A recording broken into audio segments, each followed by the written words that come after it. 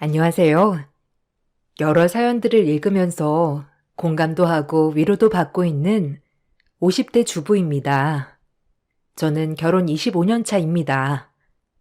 어린 시절 결혼을 하게 되었고 벌써 성인이 된 딸아이가 있네요. 저는 3남 2녀 중 둘째 아들에게 시집을 왔어요. 남편 위로 아주버님이 계시고 형님 두 분과 막내 도련님이 계셨죠.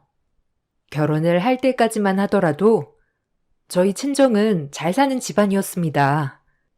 부동산도 많은데 저 혼자 외동딸이라서 시댁에서 정말 좋아하셨죠.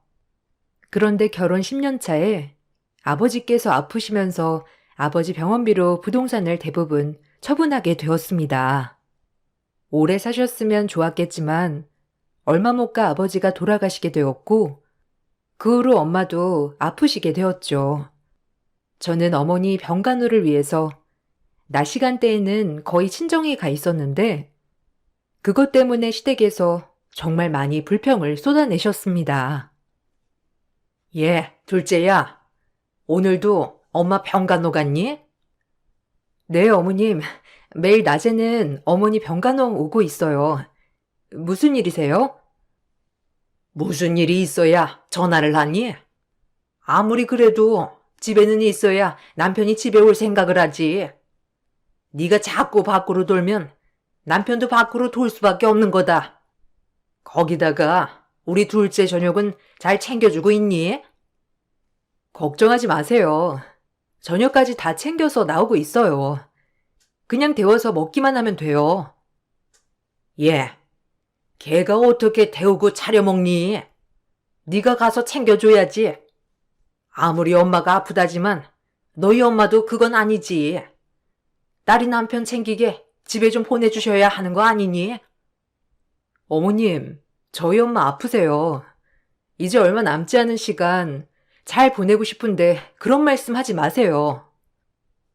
어머머머, 내가 못할 말 한 것도 아니고 무슨 그렇게 얘기를 하고 그래? 할 거 하면서 엄마 챙기라는 거지? 시댁에서는 병간호를 하는 것을 정말 탐탁치 않아 하셨습니다. 그러다가 엄마가 돌아가시게 되었고 시댁에서는 이제 저보고 고아라며 돌아갈 곳도 없는 애라며 말을 했죠. 저는 그 사실이 정말 서글프고 슬펐습니다. 극성심호와 함께 남편은 정말 무뚝뚝한 사람이었어요. 남편의 도리라고는 돈만 잘 벌어다 주면 된다고 생각을 하는 사람이었죠. 수십 번 헤어질까 생각도 했었지만 저에게는 너무나 소중한 딸이 있었기 때문에 굳게 참았습니다.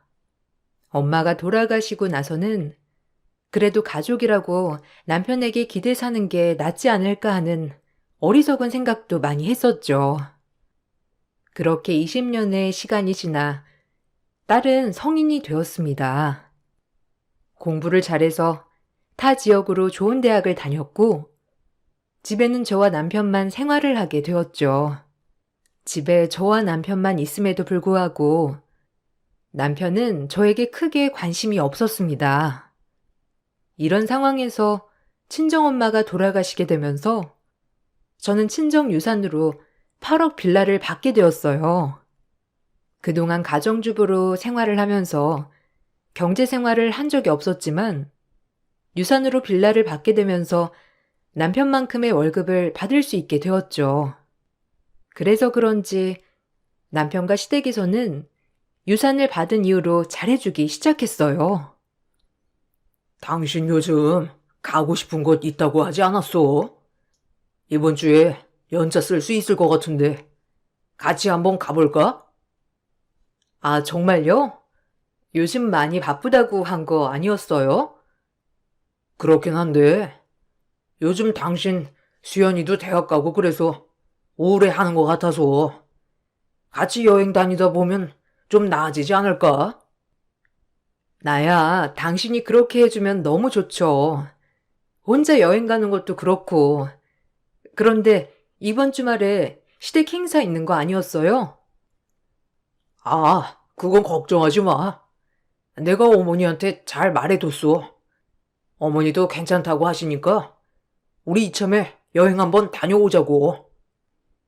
남편은 결혼 20년 동안 단둘이 여행 한번 떠나본 적이 없었는데 갑자기 여행을 계획하기도 했습니다. 가장 놀랬던 것은 저에게 선물 공세를 하기 시작했다는 것이었어요. 당신, 이거 내가 전부터 해주고 싶었는데 이번에 해주게 되었네. 어머, 이게 뭐예요? 어머나, 목걸이 아니에요? 너무 예쁘다. 어떻게 이걸 준비했어요? 오늘 특별한 날도 아닌데.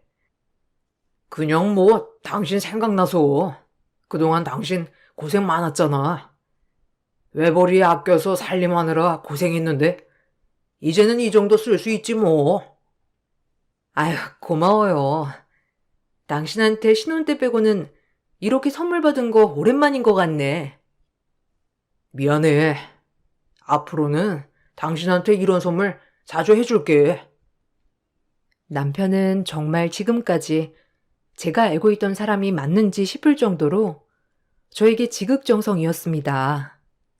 남편뿐만 아니라 시댁 식구들도 저에게 전보다 훨씬 더 잘해주었어요. 특히나 시모는 아픈 저를 위해서 손수 죽을 만들어 보내주시기도 했죠. 어머님, 죽까지 만들어서 보내주시고 너무 감사해요. 잘 먹었어요. 아이고, 어미야. 몸 좀 괜찮니? 수연애비가 말하는데 몸살이 많이 났다고 하더구나. 그래도 잘 챙겨 먹어야 빨리 나으니까 먹기 싫어도 조금씩 먹어야 된다. 네, 감사해요. 너무 맛있게 잘 먹었어요. 몸도 괜찮아진 것 같고요. 아, 다행이구나. 몸 괜찮아진 것 같다고 무리해서 움직이면 안 된다. 며칠은 꼼짝 마라 하고 누워있으면서 쉬어야 좋아지는 거야. 전에는 제가 아프든 말든 상관도 안 하던 사람들이 어찌된 일인지 갑자기 저를 챙기기 시작했습니다. 시댁에서는 몸이 아프다고 하니 먹을 걸 챙겨서 보내고 매번 참석을 해야만 했던 시댁 행사도 개인적인 사정으로 참석하지 않아도 다 이해를 해 주었죠. 그렇게 사람들이 점점 저에게 잘해주기 시작하면서 저는 이제야 비로소 가족이 되는구나, 내 고생을 알아주는구나 생각을 했습니다. 그렇지만 그게 아니었죠. 남편과 시댁에서는 제가 이런 마음이 들 때까지 정말 저에게 잘해주었어요. 몸이 점점 약해지기 시작하니 빌라 관리가 어려워지자 이 핑계를 삼아서 명의를 이전하라며 이야기를 꺼냈죠. 어미야, 요즘 통 몸이 안 좋아 보이는데 어디 아픈 게냐? 아니요, 뭐 아픈 건 아닌데 기운도 없고 힘든 것 같아요. 빌라 관리까지 해서 그런지 영 기운이 없네요. 아유, 저런. 그러냐? 좀 힘들면 애비한테 관리하라고 하면 되지. 뭘 그러니? 그래도 직장 다니는 사람한테 맡기기도 그렇고 저도 신경 쓰이고요. 예, 수연애비야. 어미가 빌라 관리 버겁다고 하는데 좀 가서 도와주지 그러냐? 안 그래도 제가 가서 도와주려고 해요. 그런데 제가 가서 이것저것 하려고 하면 신경 쓰이는 부분도 있어가지고 고민이에요. 뭐가 신경이 쓰인다는 거냐? 아니, 빌라 관리하다 보면 서류나 이런 것도 다 관리해야 될 건데 아무래도 아내 명의니 내가 마음대로 할 수 있는 것도 없고. 그러냐? 하긴 좀 신경이 쓰이기도 하겠다. 이참에 어미야, 명의를 수연 아비한테로 바꾸는 건 어떠니? 명의를요? 아, 그건 아직 생각은 안 해봤는데. 가족인데 뭐 어때? 어차피 같이 관리해야 되는 건데 어미는 체력이 약하니 직접 하기 힘들고 이런저런 서류도 떼고 입주자들 계약도 하고 그러면서 수연애비가 맡아서 관리하는 게 낫지 않겠니? 그건 그렇긴 하지만 명의까지 바꿔야 하나 싶어서요. 아이고, 무슨 남편이 집 먹고 나르겠니? 어른이 잘 알아서 관리해주겠지. 그러지 말고 명의 변경해서 관리를 아예 수연애비한테 맡겨라. 그래, 당신 요즘 몸도 안 좋은데 계속 계약하는 것 가느라 정신도 없었잖아. 대리인으로 내가 가서 이것저것 서류 제출해도 계약하는 사람들한테도 신뢰도 안 생기고 그냥 내가 대표로 있는 게 낫지 않겠소? 그런가? 우선 몸이 좀 나아지는 거 보면서 결정하자. 그래, 지금 당장 그러라고 하는 거 아니니까 잘 생각해봐. 처음에는 가볍게 명의를 이전할 걸 요구했어요.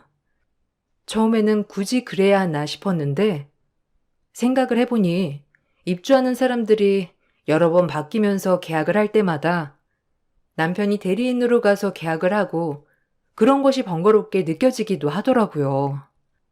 그렇게 고민을 하던 와중에 제가 크게 아프게 되면서 남편 시댁을 전적으로 신뢰를 하게 되었죠. 어머, 당신 이 시간에 어쩐 일이야? 아니, 당신 몸이 너무 안 좋은 것 같아서 반차 내고 왔지. 어때? 몸은 괜찮아졌어? 아니, 몸살이 크게 왔는지 머리도 어지럽고 기운도 없네. 당신 반차 내는 거 별로 안 좋아했잖아. 나 때문에 이렇게 온 거야? 아, 그럼. 아침에 당신 얼굴이 너무 안 좋아 보이더라. 뭐 좀 먹었어? 내가 죽이라도 끓여줄게. 아니다. 어머니가 당신 아프다고 하니까 바로 죽 보내준다고 그러시더라고. 조금만 기다려. 엄마 죽 보낸 거 오면 바로 그거 먹자. 남편은 제가 몸이 크게 아팠을 때 제 곁에서 먹을 것도 챙겨주고 병간호를 다 해주었습니다. 저는 그제야 남편이 정신을 차리고 가정으로 돌아왔구나 생각이 들었죠. 그런 남편의 태도에 저는 남편에게 제 빌라 명의를 주었습니다. 문제는 그날 이후로 남편의 태도가 확 바뀌었어요. 세상 다정하던 사람은 어디 가고 남편과 시댁은 빌라를 받고 나서는 그 전의 태도로 돌아가게 되었죠. 제가 아파도 관심을 주지 않고 특히나 밖에서 돈 한 푼도 벌지 않는다며 무시하기까지 했습니다. 생활비가 모자라 생활비를 더 달라고 하니 직접 벌어서 쓰라며 타박하기도 했어요. 여보, 이번 달 생활비가 조금 부족하네. 나 병원도 가봐야 하고 우리 수연이 먹을 것도 챙겨줘야 하는데. 뭐? 뭘 했다고 벌써 생활비를 다 써? 당신 너무 많이 쓰는 거 아니야? 아니야. 그런 거 아니고 병원을 가야 해서 조금 더 필요해. 아니, 밖에서 돈 한 푼 안 벌어오면서 무슨 그렇게 당당하게 얘기를 해? 정 필요하면 당신이 밖에서 식당 일이라도 해서 벌던가. 정해진 생활비 외에는 나도 못 줘. 당신 어떻게 그럴 수 있어? 빌라 수익은 매달 수익 내고 있잖아. 그거라도 좀 나눠줘, 그러면. 이걸 왜 당신한테 줘야 하는 건데? 내 명의인데 내 마음대로 할 수 있지. 뭐라고? 당신 어떻게 그런 말을 할 수 있어? 그거 원래 내 빌라였어. 직접 나가 돈을 벌라는 남편에게 저는 빌라 수익이라도 나눠달라고 얘기를 했어요. 그렇지만 남편은 자기 명의인데 왜 수익을 나눠야 하냐며 말을 했죠. 저는 너무나 황당하고 어이가 없어서 시댁에 이야기를 했는데 시댁에서도 똑같이 당연히 너한테 나눠야 할 이유는 없다고 말을 하셨습니다. 예, 그거 이제 수연애비 빌라인데 그걸 왜 나누니? 네? 어머님, 그거 관리하려고 남편 명의로 바꾼 거잖아요. 아무리 명의가 바뀌어도 그렇지 그건 제 빌라였어요. 제가 친정에서 받은 빌라라고요. 그게 무슨 상관이냐? 지금은 애비 명의로 되어 있지 않니? 그럼 당연히 수익을 나누던 안 나누던 아범 마음대로가 아니니. 이런 쓸데없는 얘기하려고 나한테 연락하려고들랑 하지를 말거라. 저는 시모의 태도에 너무나 황당하고 어이가 없었습니다. 그동안 저에게 잘해주었던 게 다 연기라 생각이 들더라고요. 누구에게도 말하지 못한 채 끙끙 앓으며 시간을 보내게 되었어요. 남편과 더 이상 살 수 없다 생각이 들었지만 그대로 빌라를 뺏길 순 없다고 느꼈죠. 저에게도 한 가지 믿는 구석은 있었어요. 바로 친정엄마가 돌아가시면서 남겨주신 통장이었습니다. 여기에는 8천만 원이라는 돈이 들어 있었는데요. 엄마가 돌아가시면서 남겨주신 다른 유산이었죠. 그동안 다른 사람들에게는 아무런 얘기를 하지 않고 그냥 가지고 있었던 통장이었어요. 저는 이 돈을 가지고 홀로 서기를 준비해야 되겠다 생각을 하고 있었습니다. 문제는 이렇게 통장이 있었다는 걸 남편이 알게 되면서 발생했어요. 당신, 이게 무슨 돈이야? 왜 당신 통장에 8천만 원이나 들어있어? 뭐? 여보, 이거 어디서 났어? 이거 이미 다 쓴 통장이야. 그러니까 나한테 줘. 당신 왜 거짓말 하는 거야? 내가 이미 가서 통장 정리도 싹 해봤어. 오늘까지도 8천만 원이 있는데 이게 무슨 돈이냐고? 이거 내가 모은 돈 아니야. 엄마가 돌아가시면서 나한테 남긴 돈이라고. 빌라만이 아니고 이렇게 돈으로도 남기고 가셨어? 왜 나한테 말 안 했어? 그게 말을 안 한 게 아니고 어쨌든 어떻게 이 통장을 봤어? 도장 좀 찾으려다가 봤어. 아휴, 당신 이거 언제까지 나한테 숨기려고 한 거야? 잘 됐다. 이번에 빌라 수리 비용이 꽤 나오는데 이걸로 수리를 하자. 뭐? 왜 내 돈 가지고 수리를 해? 빌라 이제 당신 명의라며. 당신이 알아서 관리해야지. 수익을 나눠주는 것도 아니고 거기서 나온 돈을 집으로 가지고 오는 것도 아닌데 내가 왜 거기 필요한 돈을 줘야 하는 건데? 무슨 말을 그렇게 섭섭하게 해? 당신 돈이 내 돈이고 그런 거지. 정 돈 넘겨주기 싫으면 앞으로 생활비고 뭐고 아무것도 가져다 주지 않을 거고 수연이 학비도 지원 안 할 테니까 그렇게 알아. 남편은 8천만 원을 내놓지 않으면 생활비뿐만 아니라 아이에 대한 지원도 모두 끊어버리겠다며 협박을 했어요. 아직 대학생인 딸의 앞길에 혹시라도 영향을 주는 건 아닐까 걱정이 많았지만 이것마저 뺏기게 되면 저에게 남아있는 건 아무것도 없다고 생각이 들어 절대로 안 된다며 버티게 되었죠. 저의 완강한 태도에 남편은 시댁에도 저에게 8천만 원이 있다는 걸 알렸습니다. 그 후로 시댁 식구들이 저에게 계속해서 돈을 달라며 협박을 하기 시작했습니다. 시누이는 오히려 뒷돈을 챙긴 저에게 이혼 사유가 있다며 위자료 내기 전에 그냥 돈 주고 편하게 살라는 얘기도 했죠. 옳게, 이게 명백히 이혼 사유가 되는 거 알고 있지? 승철이가 좀 순해서 이런 말은 안 했겠지만 올케가 뒷돈 꽁치고 있었다는 걸로 소송해서 위자료도 받을 수 있는 거라고. 네? 형님, 이거는 제가 수연 아빠한테서 받은 생활비에서 뺏어 모은 게 아니라 엄마가 돌아가시면서 남기신 유산이에요. 그러니 이혼 사유가 될 수 없다고요. 그건 올케가 생각하는 거고 올케 통장에 돈이 들어있는 걸 어떻게 올케 엄마가 돌아가시면서 남기신 유산이라고 증명할 수 있어? 그게 못하잖아. 이렇게 싸워봤자 올케한테만 손해야. 그러니 내가 승철이한테 잘 이야기해 줄 테니까 그 돈 승철이한테 넘겨. 그러면 결혼도 유지하고 수연이 대학교 지원도 다 해줄 거니까. 시댁에서는 그동안 몰래 돈을 빼돌린 것이라며 이혼 청구를 할 수 있다고 오히려 저에게 협박을 해왔습니다. 저는 이건 제가 받았던 친정 유산이라고 여러 번 말을 했지만 시댁 측에서는 어떻게 그걸 증명할 수 있냐며 반문을 해왔죠. 남편과 시댁의 압박에 저는 지쳐갔고 그렇다고 해서 의지할 수 있는 곳은 없었어요. 어린 딸아이가 이걸 알기라도 하는 날에는 저보다 더 상처를 받을 수도 있겠다 싶어서 어떻게든 해결을 해야 되겠다 생각이 들었습니다. 그렇게 시간이 흐르고 도저히 답이 안 나오니 시댁에서는 가족 모임을 하자며 모두를 부르셨습니다.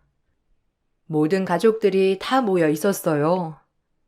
유학을 갔던 형님과 형님 딸을 제외하고는 아주버님부터 두 형님, 막내 도련님과 시모, 남편까지 모두 모인 상황이었습니다. 다들 저를 설득하고자 이런저런 얘기를 하는데 결론은 8천만 원을 내놓으라는 것이었죠.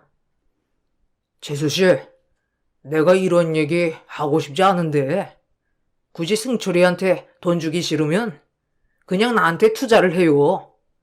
재수씨, 나 사업하는 거 알죠? 이번에 좋은 사업 아이템이 있는데 재수씨 돈 투자하면 내가 다시 안 돌려주는 게 아니고 불려서 돌려줄게요. 어머, 얘가 무슨 소리를 하는 거야? 너 진짜 그 돈 다 쓸까봐 승철이한테 못 주는 거니? 그렇게 고민되면 그냥 투자를 하는 게 낫겠다. 내가 부동산 투자를 하고 있으니까 그 돈 나한테 맡겨라. 내가 더 많이 불려줄게. 맞아, 올게. 그거 그냥 통장에 넣어둔다고 해서 늘어나는 것도 아니고 거기다가 나중에 쓰려고 하면 세금 떼어서 그만큼도 더 못 받아. 그러니까 다들 저축 안 하고 투자하는 거지. 그냥 가져가겠다고 하는 게 아니고 투자를 하라는 거지. 계약서도 다 쓰고 그러면 올케도 좀 안심이 되지 않겠어? 정말 우리는 가족인데 이 정도도 못 해줘? 당신 정말 너무하네. 솔직히 당신한테 빌라 받았을 때는 좋았는데 알고 보니까 빌라 수리를 해야 할 곳이 한두 곳이 아니더라. 버는 만큼 다 수리하는 데 나가고 있는데 당연히 수익이 나도 집에 못 갖다 줬지. 내가 있는데 안 좋겠어? 일단 이번에 수리해야 할 곳 다 수리를 하고 나오는 수익은 그때부터 다 가져다 줄게. 그러면 되는 거 아니야? 맞다. 가족인데 뭐 뒤통수라도 치겠니? 빌라 수익 때문에 그런 거라면 수연의 비가 말하잖니. 수리해야 할 곳이 많아서 수익을 낸 적이 없다고. 그러니까 이번에 한번 싹 다 고쳐서 다음 수익부터는 받는 게 좋을 것 같다. 시댁 식구들은 다들 가족이라면 응당 그래야 한다는 식으로 얘기를 했어요. 저는 그런 시댁 식구들의 생각도 믿을 수가 없었습니다.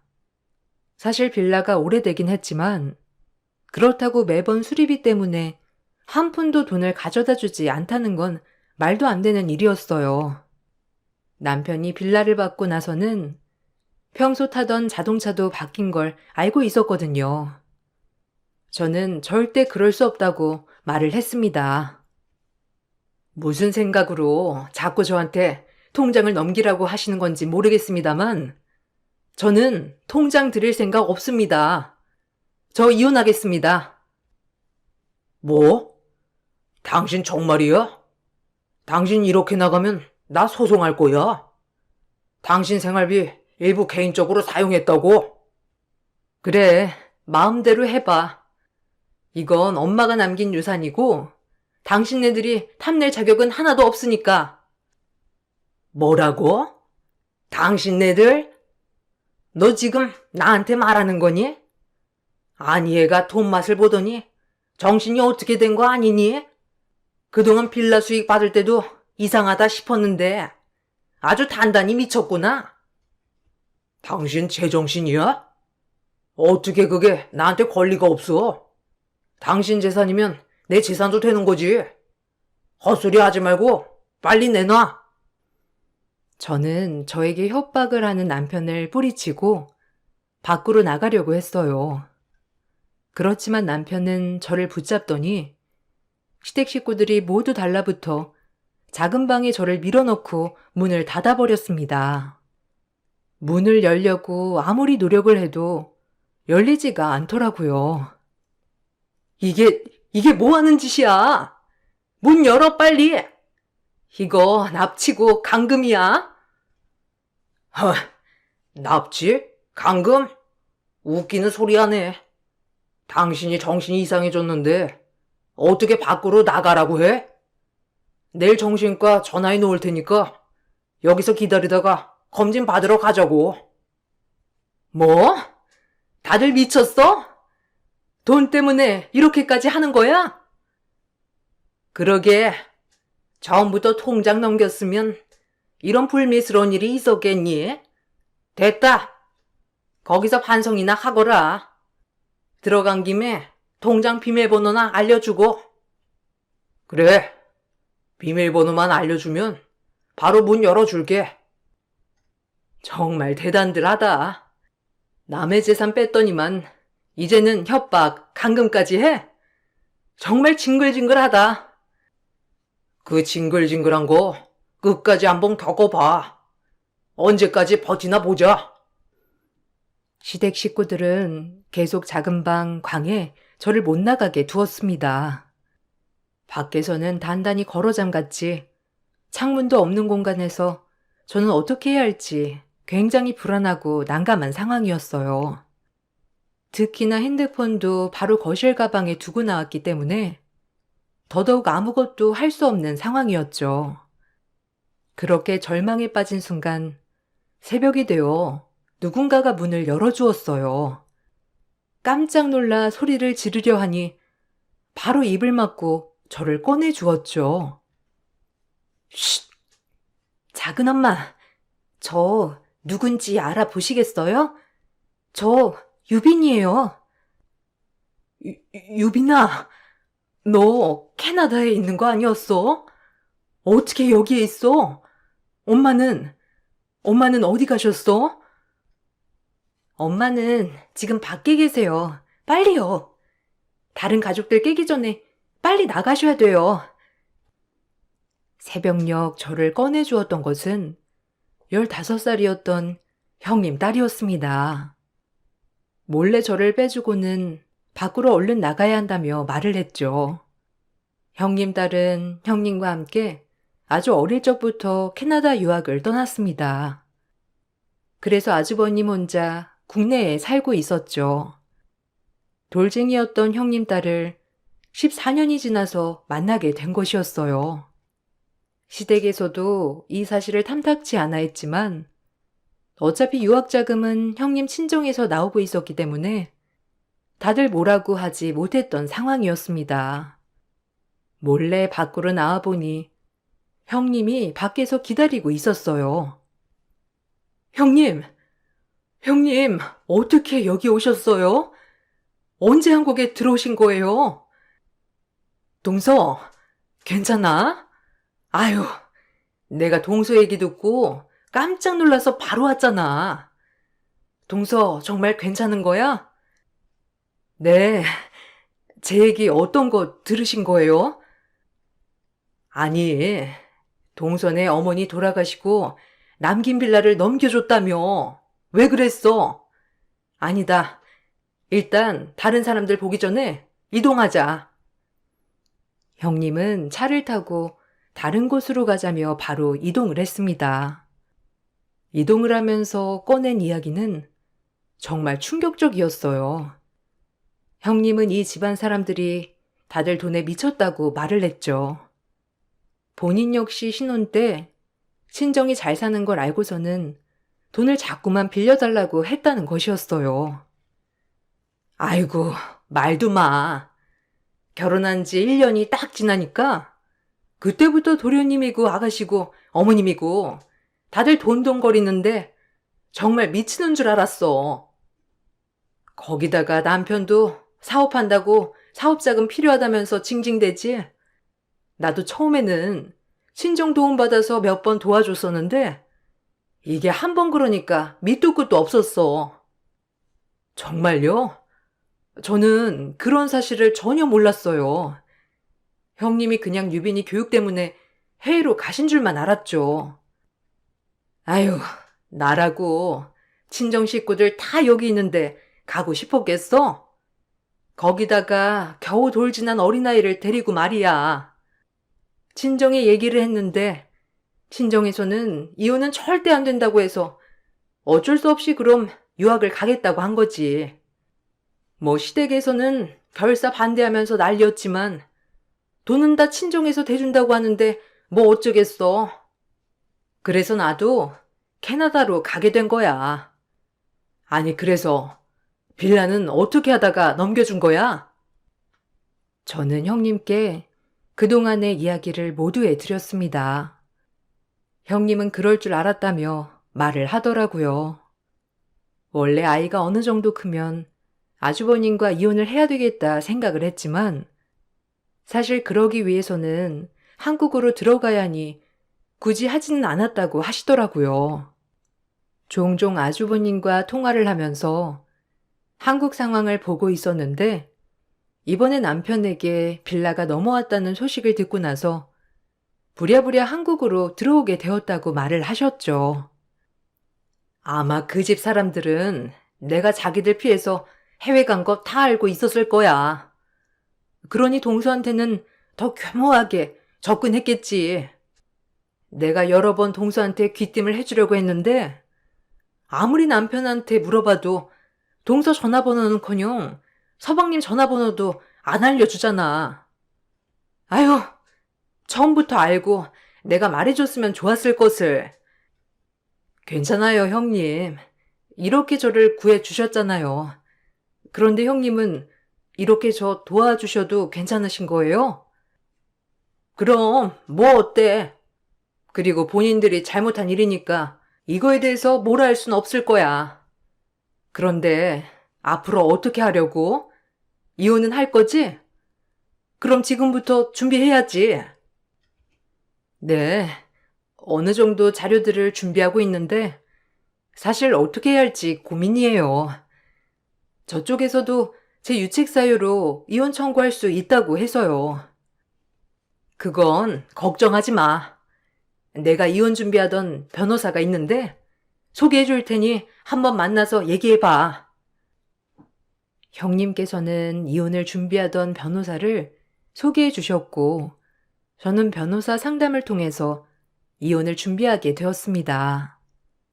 변호사님께서는 이혼 청구와 함께 형사고소를 진행하는 것이 좋을 것 같다고 말씀해 주시더라고요. 협박과 감금, 폭행 등으로 인한 형사고소까지 준비를 하기 위해 여러 가지 자료들을 마련하게 되었죠. 사실 자료를 준비하는 데에는 오랜 시간이 걸리지 않았습니다. 제가 없어진 것을 알고 남편과 시댁 식구들은 전화며 문자며 엄청나게 보내오기 시작했기 때문이죠.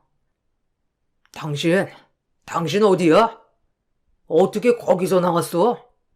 당신 그렇게 빠져나가면 무사할 줄 알아? 어떻게 날 거기에다가 갇혀놓을 생각을 했어?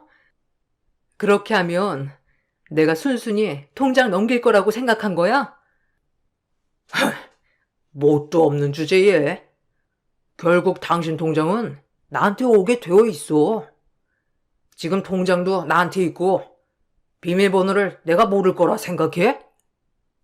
어디 한번 잘 분석해서 찾아봐. 당신이 찾을 수나 있나?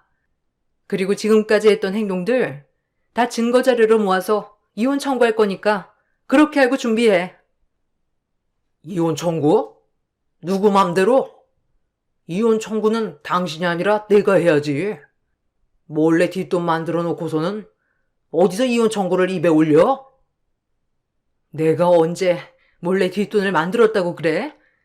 그건 내가 유산으로 받은 거야. 멍청하면 말이나 하지 말지. 유산으로 받은 걸 누가 알아? 어차피 당신 통장에 있었던 건데 누가 보냈을 줄 어떻게 아냐고? 멍청한 건 당신이야. 뭐가 되었든 내가 당신 가족들 고소할 거니까 두고 봐. 저는 남편에게는 이혼 청구를 진행하였고 남편과 시댁 식구들에게 형사고소도 진행하였습니다. 쉽게 협박 증거를 확보할 수 있었기 때문에 형사고소에 대한 진행은 수월하게 진행이 될 수 있었죠. 무엇보다 재산 분할에 있어서 철저하게 준비를 했습니다. 남편은 그동안 경제적 활동을 한 것은 오로지 자신이었기 때문에 재산을 분할할 수 없다고 주장을 해왔지만 사실 남편은 한 달에 100만 원 남짓한 생활비만 주었을 뿐 나머지 금액은 제가 아르바이트를 하면서 채워 넣었었습니다. 빌라를 받게 되면서 넉넉해졌을 뿐 그전에도 생활비는 거의 반반으로 내왔었죠. 이에 대한 증거도 모두 마련을 하여 이혼을 청구하였습니다. 제가 이혼을 청구한 것을 알게 되고 나서 시모는 정말 길길이 날뛰었죠. 너 내가 불쌍해서 걷어주었더니만 이런 식으로 뒤통수를 쳐? 고아 주제에 이제는 눈치 볼 것도 없다고 막 나가는 거지? 제가 왜 불쌍합니까, 어머님?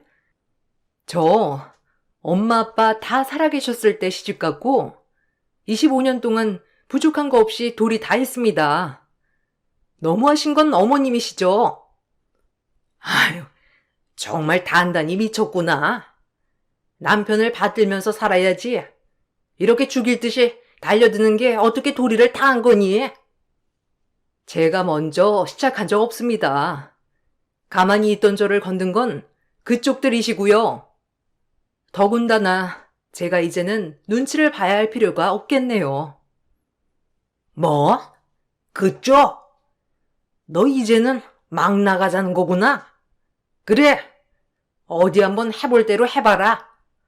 형사고소? 너 그게 그렇게 쉽게 될 것 같니? 앞으로 두고 보시면 아시겠죠. 쉽게 되는지 아닌지. 근데 제가 당한 것도 쉬운 건 아니라서요. 가해자는 본인이 한 일 전혀 모른다더니 딱 그 짝이네요. 더 저에게 할 말 있으시면 다 해보시죠. 이것도 한번 증거로 넣어보게요. 시몬은 저에게 계속해서 막말을 퍼부었고 저는 이 통화를 모두 녹음을 해 또다시 협박 증거로 제출하였습니다. 결국 형사고소 결과 시댁 식구들 모두에게 혐의가 적용되면서 처벌이 내려지게 되었어요.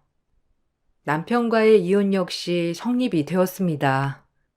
특히나 가장 고민이 되었던 재산 분할은 절반이 인정되면서 분할을 받을 수 있었고 유산으로 받았던 것은 그대로 제가 갖게 되었습니다. 그리고 남편 명의로 옮겼던 빌라는 그때 당시 부부관계에 문제가 생겼을 시 다시 되돌려주겠다는 법적 효력이 있는 각서를 작성하고 영상도 만들었던 적이 있었어요. 제3자 앞에서 작성한 각서와 본인 입으로 직접 얘기했던 증거 영상이었죠. 그로 인해 법적으로 증거물을 제출한 결과 남편에게 명의를 이전했던 빌라는 증거 효력으로 다시 되돌려 받을 수 있었습니다. 그리고 그 후로 형님 역시 아주버님과 이혼을 하시게 되었어요. 캐나다로 다시 돌아가시면서 이제는 제 인생을 살라며 응원을 해 주셨어요. 요즘도 종종 형님과 통화를 하면서 잘 지내고 있는 중이랍니다. 저는 현재 딸과 함께 생활을 하면서 새로운 인생을 준비하고 있어요. 25년의 결혼 생활에 종지부를 찍게 되면서 이렇게 마음이 시원할 줄이야 전혀 상상하지도 못했었네요. 앞으로 어떻게 재미있게 살아갈 것인지 많이 생각을 해봐야 할 것 같습니다. 저의 긴 이야기를 들어주셔서 감사합니다. 여러분들에게도 행복한 시간들이 가득하시길 기원할게요. 안녕하세요. 저는 40대 초반에 결혼을 했지만 오래 가지 못하고 남편과 이혼을 하게 된 여자입니다. 제가 늦은 나이에 남편과 결혼을 결심했던 이유는 어른을 공경할 줄 알고 자신의 일에 언제나 열심히 하는 모습이 보기 좋아 그 사람을 선택했던 건데 연애할 때와 결혼 생활은 하늘과 땅 차이라는 걸 알 수 있었습니다. 결혼 전에 남편은 가지고 있는 재산이 많이 부족했었어요. 예전에 시부모께서 사업을 하시다가 망하셨는데 상당히 많은 빚이 생겨서 남편도 그 빚을 갚기 위해 가족을 도와야만 했어요. 그래서 자신의 미래를 계획하는 것보다 가족을 위해 살아왔던 거였죠. 그 사실을 결혼 얘기가 나오면서 알게 됐지만 제가 집이 있었기 때문에 크게 신경 쓰지 않았고 그렇게 양가 부모님의 허락을 받아 결혼식까지 올릴 수 있었습니다. 그렇게 신혼여행 다녀온 뒤 별일 없이 잘 지내고 있었는데 어느 날 시모가 전화를 하셔선 할 말이 있다며 저녁에 잠깐 얼굴을 보길 원하셨어요. 그래서 저희 부부는 퇴근 후 시댁으로 향하게 되었죠. 시모는 상다리가 휘어질 만큼 상당히 많은 음식들을 준비해 주셨고 좋은 분위기 속에서 시댁 식구들과 대화를 주고받고 있는데 시모가 왜 저를 보자고 하셨는지 그 이유를 알 수 있었습니다. 저희 부부가 살고 있는 집을 처분하고 시댁 집안과 같이 합치자는 말을 갑자기 꺼내셨어요. 내가 갑자기 이런 말을 해서 많이 당황스러웠니? 그런데 보다시피 우리 집 좀 봐봐라. 너무 낡아 빠져서 살짝만 툭 쳐도 무너질 것처럼 너무 오래됐잖니. 네가 가지고 있는 그 집이 둘이 살기에는 좋겠지만 아파트가 그 정도 시세면 차라리 처분하고 살짝 외곽 쪽으로 나와서 전원주택을 짓는 게 어떻겠니? 그럼 너희도 새 집이고 우리도 새 집에서 같이 살 수 있으니까 여러모로 좋은 점이 많을 것 같은데. 그리고 아파트 생활하는 것보다 전원주택 생활하는 게 건강에도 좋고 층간소음으로 이웃 간 트러블도 없어서 스트레스 받을 일도 없잖아. 같이 생활하면 시애미가 매 끼니마다 밥도 챙겨줄 수 있으니까 얼마나 좋니? 너희들 방해되지 않도록 출근하면 내가 그때 집안 청소까지 싹 다 해주고 서로 필요한 부분들 챙겨주면서 같이 생활하면 이보다 더 좋은 가족이 어디 있겠니? 아, 제가 그쪽으론 아직까지 생각을 해본 적이 없어서요. 지금 살고 있는 집이 회사랑 가까워서 선택한 건데 외곽 지역으로 빠지면 출퇴근 시간에도 차질이 생길 수도 있어서 고민 좀 해봐야 할 것 같아요. 어머님께서 하신 말씀 저도 충분히 이해했으니 이 사람이랑 대화 좀 해보고 결정하는 게 좋겠어요. 그래, 그렇게 해라. 웬만하면 최대한 좋은 방향 쪽으로 결정하면 좋을 것 같은데 며느리 네가 후회할 일은 없을 거다. 우리 집이 얼마 되진 않지만 처분하고 보태줄 테니까 진지하게 한번 생각해봐라. 하루 이틀 얼굴 볼 사이도 아니고 앞으로는 평생을 함께 해야 되는데 서로 얼굴 붉힐 필요 없잖아. 좋게 해결 보도록 하자. 예상하지 못한 시모의 말에 저는 많이 당황스러웠어요. 갑자기 저희 부부가 살고 있던 집을 처분하고 전원주택 생활을 같이 하자는 시모가 저에게 많은 부담을 안겨 주었습니다. 어떻게 해야 할지 몰라 대충 둘러댄 뒤 다시 집으로 돌아오긴 했는데 시모는 많은 기대를 하고 계신 듯 보였어요. 제가 힘들 것 같다고 얘기하면 시댁 생활이 힘들어질 것 같은 느낌이 들었고 쉽게 거절을 하기에는 여러 가지로 저에게 불이익이 생길 것 같아 어떻게 해야 할지 남편과 의논을 하게 되었죠. 전원주택 생활하는 게 어려운 것도 아니고 서로 가깝게 지내면 도움도 주고 받을 수 있으니까 훨씬 더 이득되는 부분이 많을 거 아니야. 나는 그렇게 생각하는데 솔직히 당신이 고민을 하고 있다는 말에 좀 놀라기는 했었어. 나는 당신이 우리 엄마 말을 듣고 바로 결정할 줄 알았거든. 그런데 고민을 한다는 건 우리 부모님과 같이 사는 게 좀 어려울 것 같다고 생각하는 거잖아. 그게 아니면 왜 고민을 하는 건데? 하루 이틀 얼굴 볼 사이도 아닌데 이참에 우리 집 처분하고 동네 조용한 곳에서 전원주택 생활하면 지금보다 훨씬 더 행복할걸? 나도 부모님이랑 함께 지내다가 당신이랑 아파트 생활하면서 느낀 건데 나는 아파트보단 전원주택이 훨씬 좋은 것 같아. 아파트는 무슨 닭장도 아니고 우리 안에 갇혀 있는 것 같은 느낌이 들어서 마음에 들지 않았거든. 이 아파트 시세가 10억 정도라고 했으니까 외곽 쪽에 전원주택 짓고 살기에는 충분한 자금이 되잖아. 당신이 부담스럽다면 어쩔 수 없지만 앞으로 함께 지내면 이득이 더 많을 거야. 그러니까 당신은 우리가 살고 있는 아파트를 처분하고 시부모님이랑 전원주택 생활하는 게 좋을 것 같다는 거잖아. 내가 그렇게 하길 원하는 거고. 남편도 시부모님과 같이 전원주택 생활을 하고 싶다면서 살고 있는 집을 처분하고 함께 살 수 있는 집을 짓는 게 좋을 것 같다는 의견을 주었어요. 저는 쉽게 결정을 내리지 못하고 있었지만 남편까지 원하고 있으니 어떻게 해야 할지 깊은 고민을 할 수밖에 없었죠.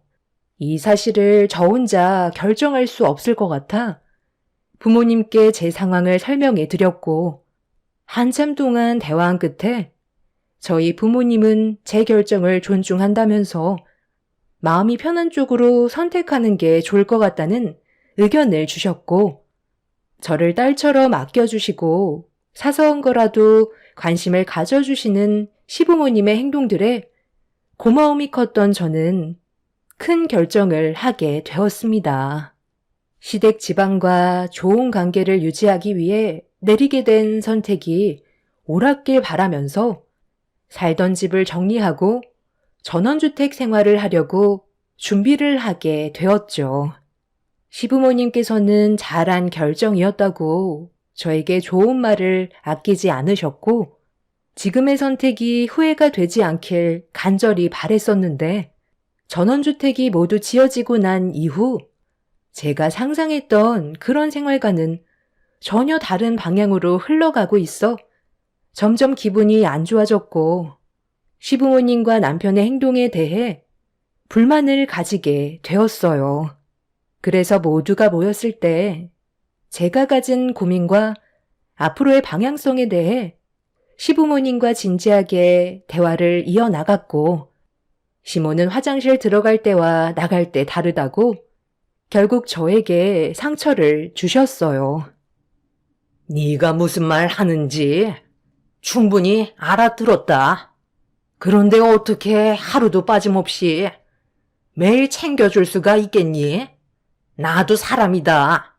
살다 보면 몸이 피곤하고 힘들 때도 있으니까 잠깐 쉬고 싶었던 건데 이런 걸로 불만을 가지면 되겠니? 나도 너랑 약속한 거 당연히 지키고 싶지. 그런데 내가 나이가 몇이니? 그때 모든 걸 다 해줄 것처럼 쉽게 설명했지만 집안이라는 게 쉬운 건 아니잖아. 오히려 나는 네가 너무 야속하게 느껴진다. 저녁밥 안 차려준 게 그렇게 서운했어? 집안일 안 해줬다고 분위기를 안 좋게 만들어야 속이 편하니? 내일은 네가 원하는 대로 아침밥도 해주고 집안 청소도 해줄 테니까 이제 그만 말해라. 약속을 지켜야 속이 편하지? 어머님, 그게 아니잖아요. 왜 그렇게 생각을 하세요? 제가 언제 집안일로 불만을 가진 적이 있었어요?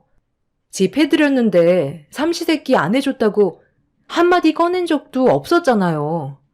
제가 원하는 건 저희 집에 들어오실 때 연락 한 통이라도 주시던가 초인종 한 번만 누르셔도 되는 건데 바로 앞 건물이라고 아무 때나 비밀번호 누르시고 들어오시면 저도 많이 당황스러워요. 서로의 사생활은 지켜주셔야 된다고 생각해요.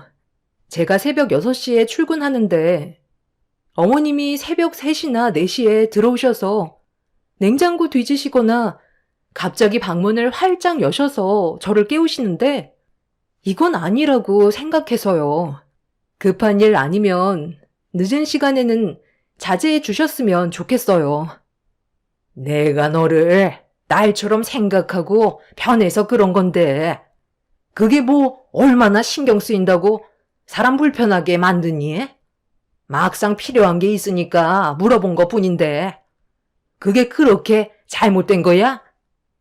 전혀 예상하지 못한 상황들과 부딪히게 되니 많이 답답하더라고요.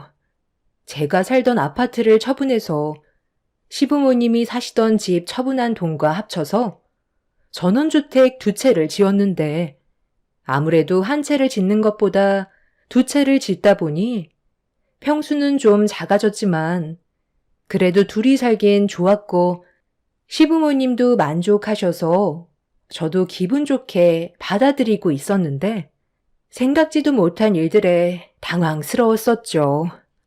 저는 모두의 행복을 위해 결정한 일이었는데 저만 스트레스를 받고 있어서 정신적으로 상당히 힘들더군요. 출근 시간이 1시간 정도 빨라지면서 저도 일찍 잠자리에 들 수밖에 없었는데 새벽 3시가 넘어가는 시간에 안방문을 활짝 열면서 저를 깨우시는 건 정말 아니라고 생각했어요. 하루 이틀도 아니고 이런 일들이 시도 때도 없이 일어나다 보니 제 신체 리듬도 완전히 깨지게 되었죠. 급한 일도 아니고 사소한 걸로 저를 깨우셔서 한번 잠이 깨면 날이 밝을 때까지 잠이 오지 않아 제 신경도 점점 예민해졌고 이런 문제로 남편에게 불만을 털어놨는데 별일 아니라는 듯 그냥 넘어가 버렸어요. 시모만 그러는 것도 아니고 시부도 새벽에 들어오셔서 냉장고를 뒤지시거나 안방문을 두드리시면서 남편을 깨워 새벽에 술 한잔 하자고 저희 입장은 아예 생각해 주지도 않았습니다. 그러다 보니 불만이 안 쌓일 수 없었고 좀처럼 해결되지 않는 일들 때문에 답답하기만 했었어요. 당신이 이런 문제는 확실하게 잡아줘야 되는 거 아니야? 당신은 괜찮다고 하지만 내가 힘들다고 하잖아. 요즘 잠 한숨 잘 수가 없고 시부모님께서 언제 또 집에 들어오실지 몰라 매일 불안한 마음으로 잠자리에 들어야 한다고. 비밀번호를 바꾸면 가족끼리 어떻게 그럴 수 있냐고 화부터 내시는데 내가 지금의 상황을 어떻게 받아들여야 하는 거야? 그냥 신경 쓰지 말라는 말로 마무리 지으면 끝나는 거야? 내가 전원주택 생활을 결정한 건 단순히 시부모님과 가까워지고 앞으로 당신이랑 행복하게 살고 싶어서 큰 결정을 했던 건데 요즘 들어 내가 내린 결정이 틀렸다는 걸 느끼고 있고 계속 후회를 하고 있다고. 우리 부모님이 뭘 그렇게 잘못했다고 그러는 거야? 당신이 좀 예민한 거 아니야? 나를 봐봐. 전혀 문제 삼지 않고 있잖아. 아예 신경을 끄면 되잖아. 우리 부모님이 집에 들어오든 말든 그냥 그러려니 하고 살면 안 돼? 당신이 아직 가족으로 받아들이지 않아서 불편하게 생각하는 거지. 나 봐봐.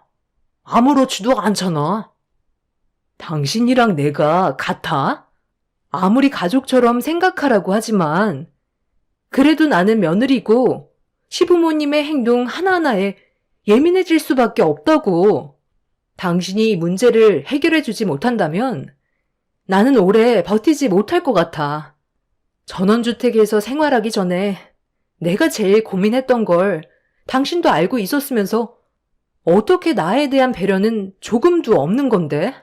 삼시세끼 밥을 해달라는 것도 아니고 집안 청소를 시어머니께 부탁한 적 단 한 번도 없었잖아.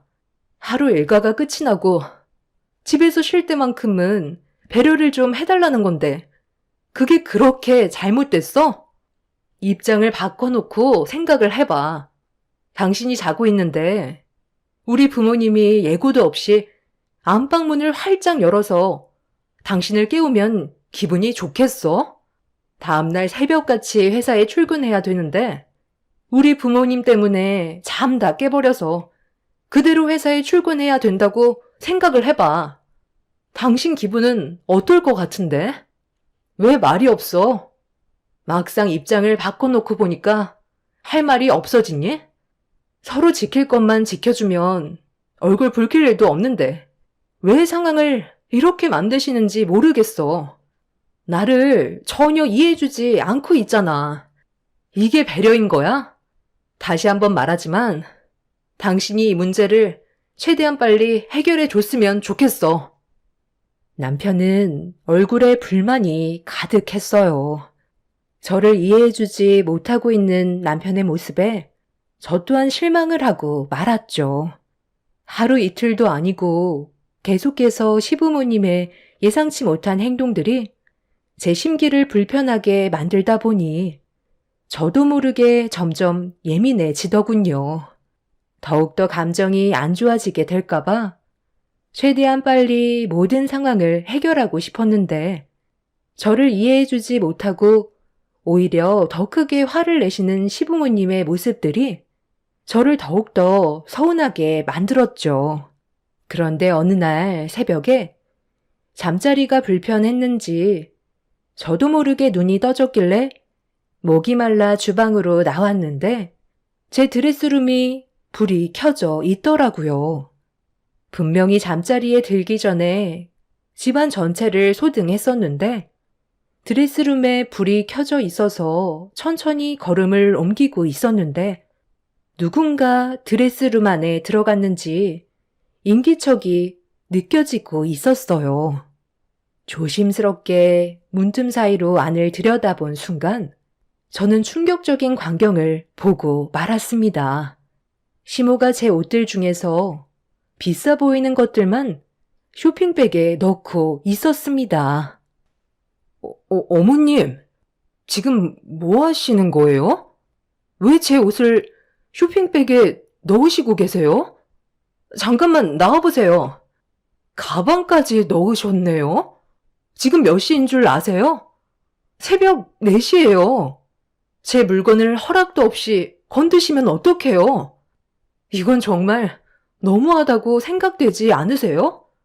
저 지금 정말 많이 참고 있었는데 이번만큼은 그냥 못 넘어가겠어요. 아니, 어차피 돈도 많이 벌면서 이 정도는 가져가도 되잖아. 다 명품이니까 싸게 좀 팔면 사람들이 금방 사갈 텐데 이걸로 용돈 좀 벌면 안 되는 거니? 넉넉하게 드리잖아요. 그 사람이랑 제가 버는 돈으로 아버님, 어머님 용돈 챙겨드리는 게 부족하신 거예요?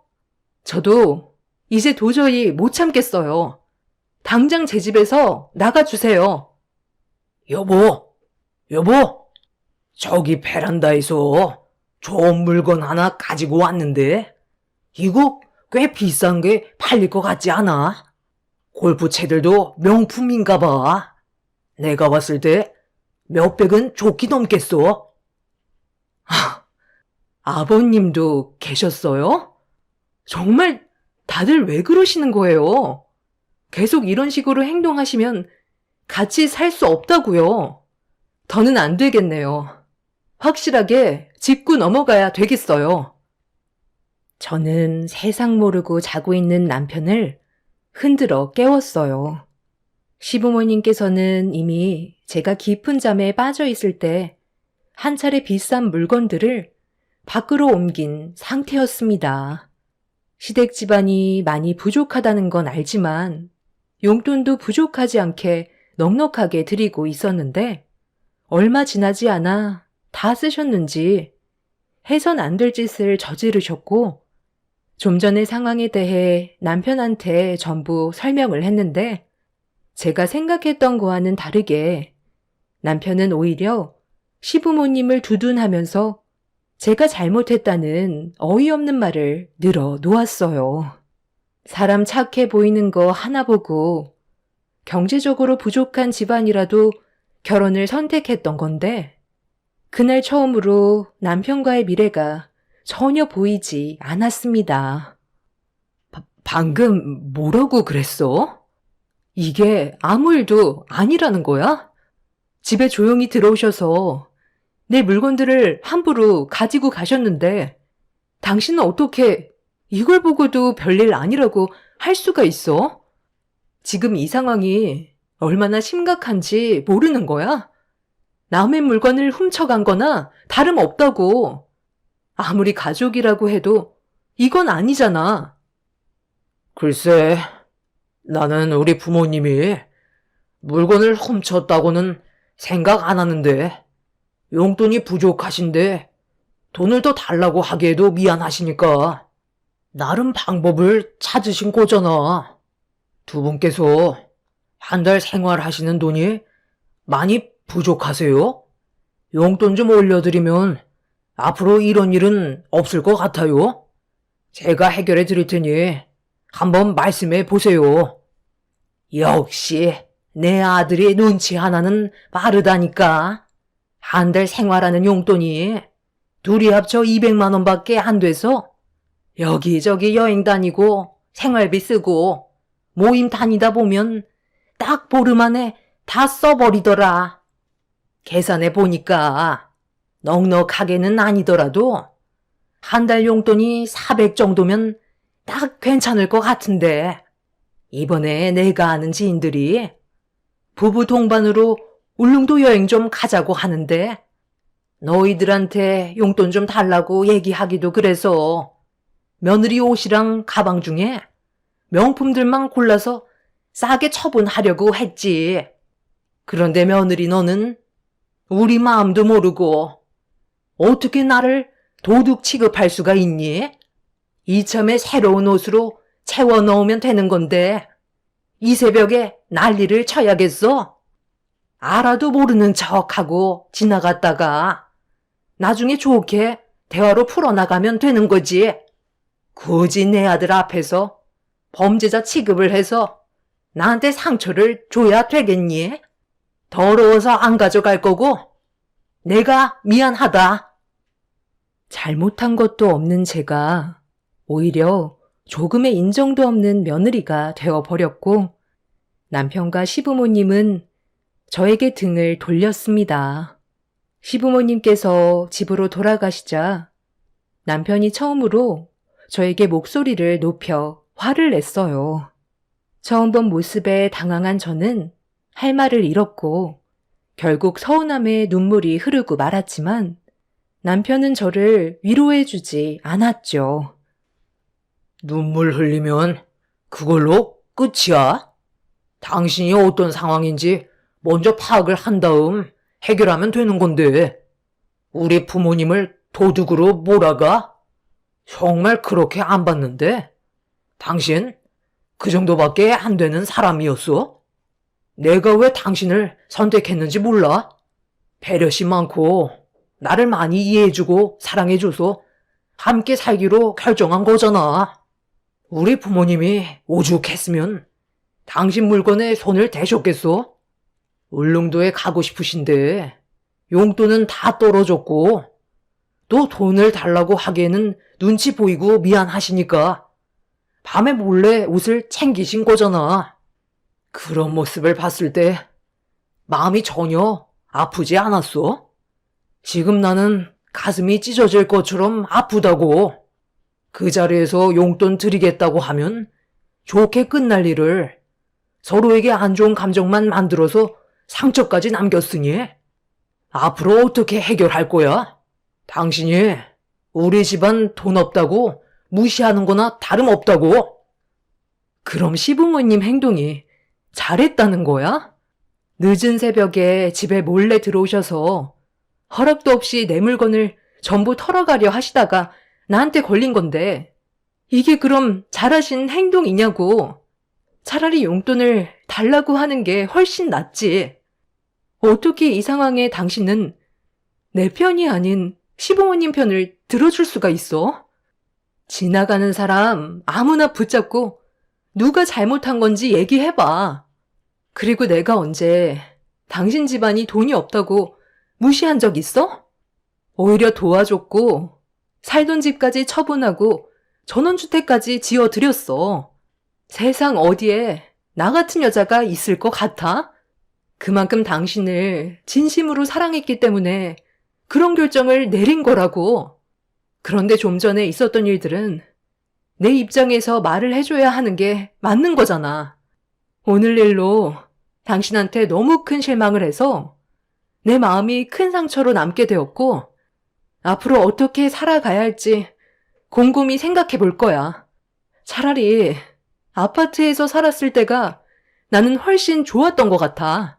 전원주택으로 옮기면 당신이랑 시부모님과의 관계가 훨씬 좋아질 줄 알았는데 그건 내 착각이었어. 당신도 진지하게 생각을 해봐.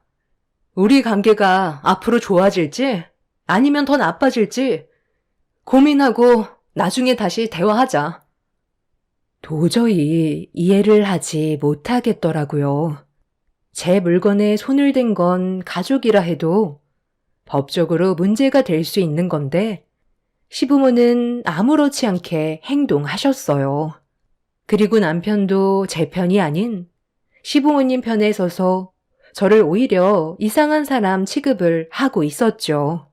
그날 이후 남편과 함께 살아가는 인생의 미래가 머릿속에서 그려지지 않았고 어떻게 해야 할지 몰라 고민이 많았습니다. 결국 잠 한숨 못 자고 날이 밝아 지친 몸으로 출근을 했어요. 제대로 된 컨디션이 아닌 상태로 일을 하다 보니 너무 힘이 들었고 겨우 하루 일과를 마친 뒤 퇴근을 할 수가 있었어요. 전원주택 생활을 하기 전에는 퇴근하는 게 즐거웠는데 시부모님과 함께 생활하게 되면서부터 집으로 가는 기분이 좋지 않더군요. 또다시 안 좋은 일들이 펼쳐질 것 같아 걱정이 많았었죠. 이런저런 생각을 하면서 가다 보니 어느새 집에 도착을 하게 되었고 현관문을 열었는데 집안에서 맛있는 음식 냄새가 풍겨왔어요. 그리고 주방에서는 남편과 시부모님이 자리에 앉아서 식사를 하고 계셨습니다. 시모는 저를 보자마자 밝은 얼굴로 반겨주시면서 자리에 앉으라고 의자를 빼주셨어요. 퇴근하고 오는 동안 제가 상상했던 건 또다시 남편과 얼굴을 붉히게 되는 장면들을 떠올렸는데 전혀 반대되는 장면이 연출이 돼서 많이 당황스러웠죠. 얼떨결에 자리에 앉았고 시모는 저에게 고생했다며 밥을 내어 주셨습니다. 그런데 숟가락으로 밥을 푸려고 하는 순간 믿을 수 없는 시모의 충격 행동에 저는 몸이 굳어지고 말았습니다.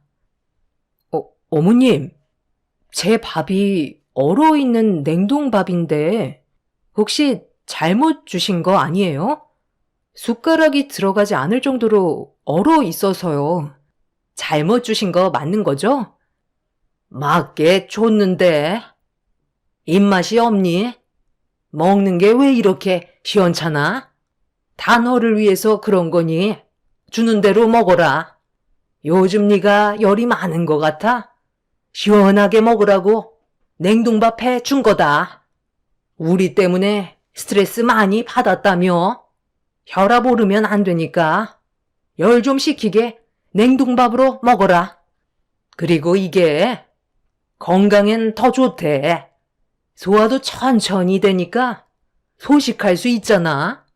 우리 집안이 부도가 났을 때는 밥이 먹기 힘들 정도로 형편이 어려워서 식당에서 일할 때 남은 밥 있으면 싸가지고 와서 냉동실에 쟁여놓고 먹었다.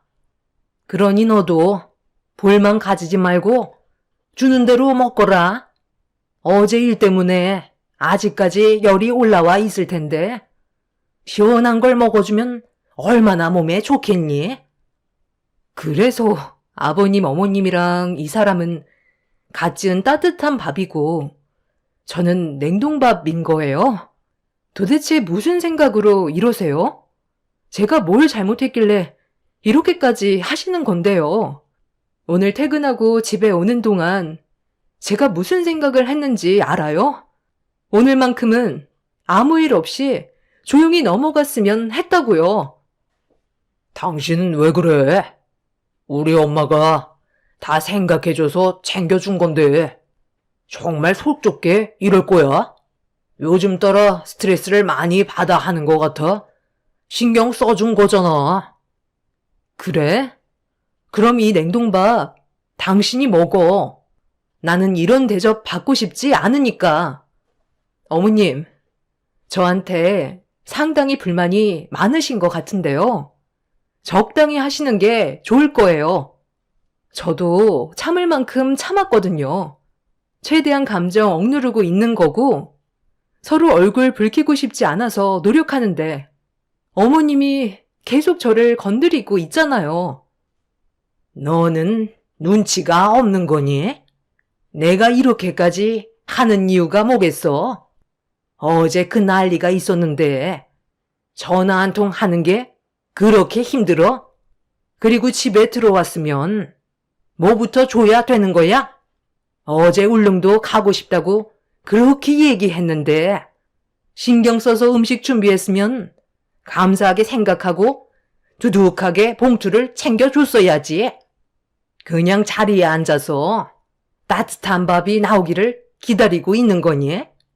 내가 너를 외며느리로 받아들였는데 적지 않은 나이지만 그래도 가진 재산이 많고 능력도 있으니까 내 노후 보장이 될 것 같아 며느리로 받아들였는데 눈치 없이 상황을 이렇게까지 심각하게 만들어야 되겠어? 잔밥 먹고 싶지 않으면 그만 일어나라. 그러니까 용돈이 부족하다고 했을 때 진작에 봉투 준비해서 찔러줬으면 좀 좋아. 하나밖에 없는 며느리가 시부모 마음을 이렇게 몰라주니? 우리가 얼마나 서운하겠어?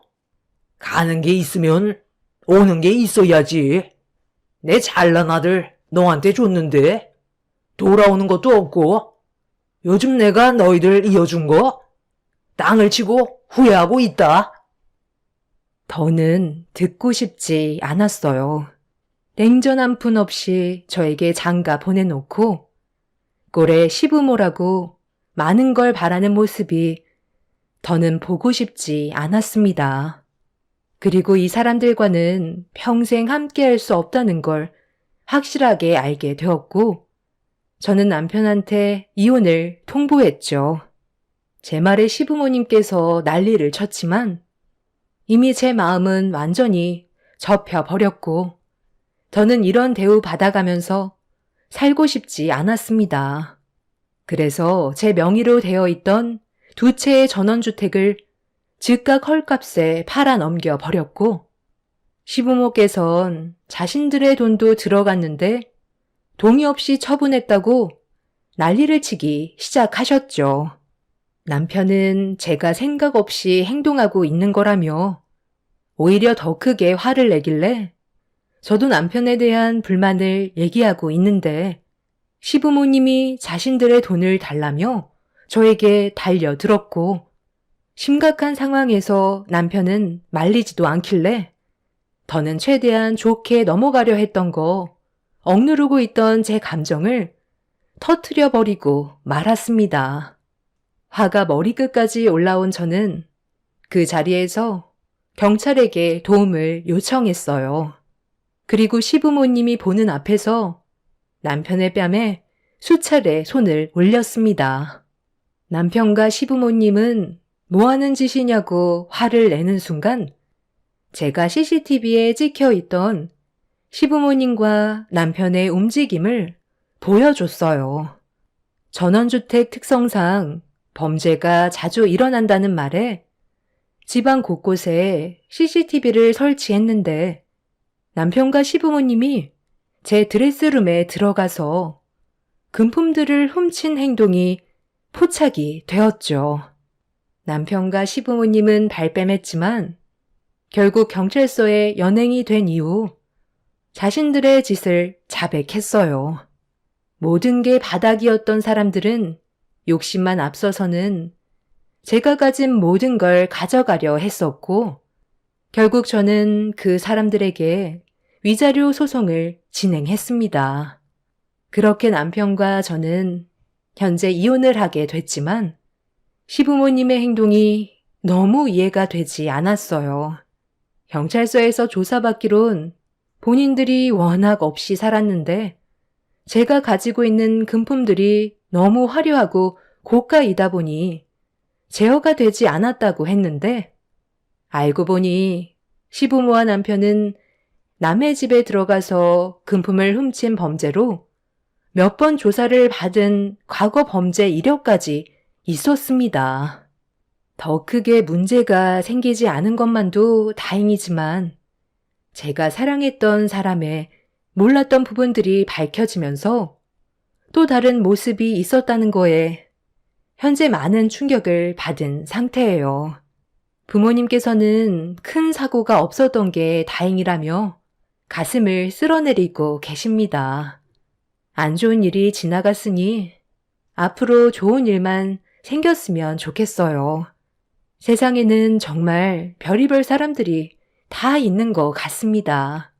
제 사연 들어주셔서 감사합니다. 안녕하세요.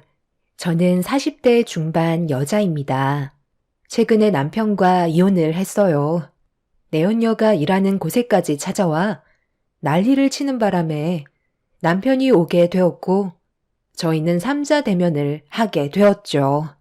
동네 창피해서 고개를 들고 다니지도 못할 만큼 남편과 내연녀의 충격적인 행동들이 할 말을 잃게 만들었습니다.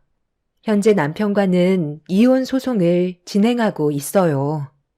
본인이 잘한 게 하나도 없으니 결국 후회를 하고 있는지 다시 시작하길 원하고 있지만 그동안 저에게 상처를 줬던 남편의 모습들 때문에 용서해주고 싶은 마음도 전혀 생기지 않더군요. 남편이 바람을 피우고 있다는 걸 알게 된 건 동네 주민분들의 소문이 제 귀에 들어오게 되면서부터였어요. 마트에서 일을 하고 있던 저는 물건을 정리하고 있었는데 함께 일을 하던 직원 아줌마께서 저에게 할 말이 있다며 건물 뒤편으로 저를 데리고 갔어요. 직원 아줌마는 주변을 살피더니 낮은 목소리로 저에게 놀라지 말라면서 대화를 이어 나갔습니다. 그리고 아줌마 입에서 나온 말들은 제 두 귀를 의심하게 만들었어요. 너무 놀라서 많이 당황스러웠지만 설마 남편이 저를 두고 다른 여자를 만나고 있을 거라곤 상상조차 하지 못했습니다. 에이, 설마요. 그 사람은 저밖에 모르는걸요. 그리고 다른 여자 만날 만큼 시간적 여유도 많지 않은 사람이라 그건 제가 확신할 수 있어요. 잘못 보신 걸 거예요. 아유, 참. 내가 이 동네에서만 20년이나 살았어요. 내 귀로 들어오는 대부분의 소문들은 거의 다 진실이라니까. 어떻게 한번 알아봐 드려? 원래 입에서 입으로 전해지면 없는 말도 진실이 되잖아요. 저는 그 일을 믿어요. 항상 가정에 충실하고 조금도 흔들리는 모습을 보여주지 않거든요.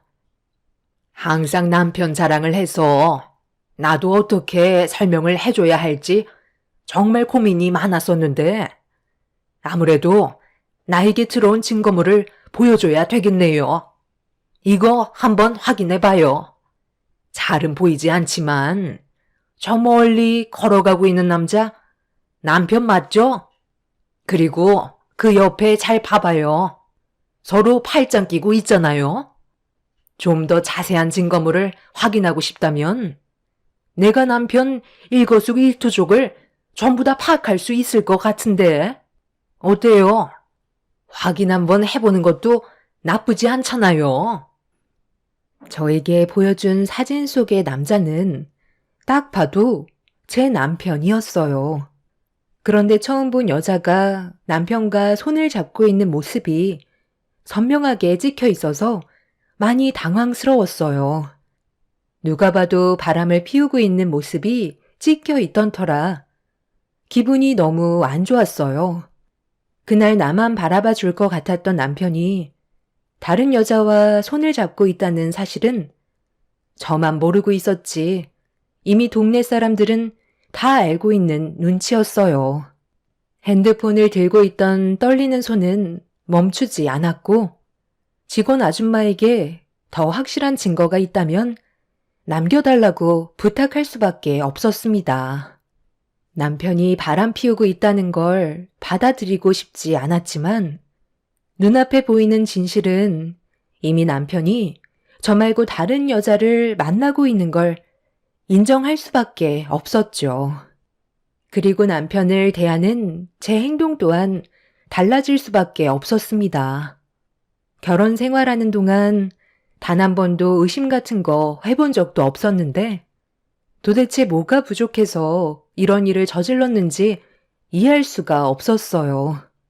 그동안 부족함 없이 잘 살아왔었고 가정을 위해 열심히 살아왔던 그 사람이 왜 가정을 깨면서까지 다른 여자를 만나는지 도저히 받아들이기가 힘들었습니다. 남편이 바람 피우고 있다는 사실을 알게 된 그날, 저녁에 가족들과 함께 저녁 식사를 하기 위해 한자리에 모여 앉아 있었는데 남편은 평소와 다름없이 자식들을 챙겨주며 즐거운 대화를 이어나가고 있었습니다. 저만 속이 타들어가고 있었지만 최대한 내색하지 않고 평소처럼 행동하려고 표정 관리에 신경 쓰며 마트에 있었던 일에 대해서는 당분간 머릿속에서 지워버리려고 애쓰며 지내왔어요. 그렇게 며칠 뒤 직원 아줌마는 저를 따로 불렀고 또다시 주변을 살피시더니 저에게 USB 파일 하나를 건네 주었습니다. 밤에 가족들 몰래 봐야 한다면서 보기 전에 마음 단단히 먹어야 한다고 신신당부하셨어요. 그리고 퇴근 후 모든 일과를 마친 뒤 가족들이 깊은 잠에 빠진 사이 저는 노트북을 들고 몰래 거실로 나와 USB에 있던 파일을 확인하게 되었고 폴더를 열어 안의 내용물을 두 눈으로 보는 순간 입을 다물지 못할 정도로 온몸에 소름이 돋고 말았어요. 남편이 30대로 보이는 젊은 여자와 여기저기 돌아다니면서 데이트를 즐기고 있는 모습들이 동네 사람들의 눈에 적발이 되었고 누가 봐도 내 언녀와 남편은 연인 사이로 보이고 있었습니다. 한순간의 잘못된 선택이 가정을 위태롭게 만들고 아이들한테도 엄청난 충격으로 다가올 수 있다는 걸 남편도 모르는 건 아닐 텐데 왜 위험을 감수하면서까지 다른 여자를 만났는지 이해할 수가 없었습니다. 제가 그동안 남편을 너무 믿었다는 게 문제였어요. 자동차 딜러로 영업을 하고 있는 남편이 고객들을 상대하느라 하루가 모자랄 만큼 시간이 많지 않다고 생각했었는데 남편은 이걸 이용해 내연녀와 바람을 피고 있던 거였죠.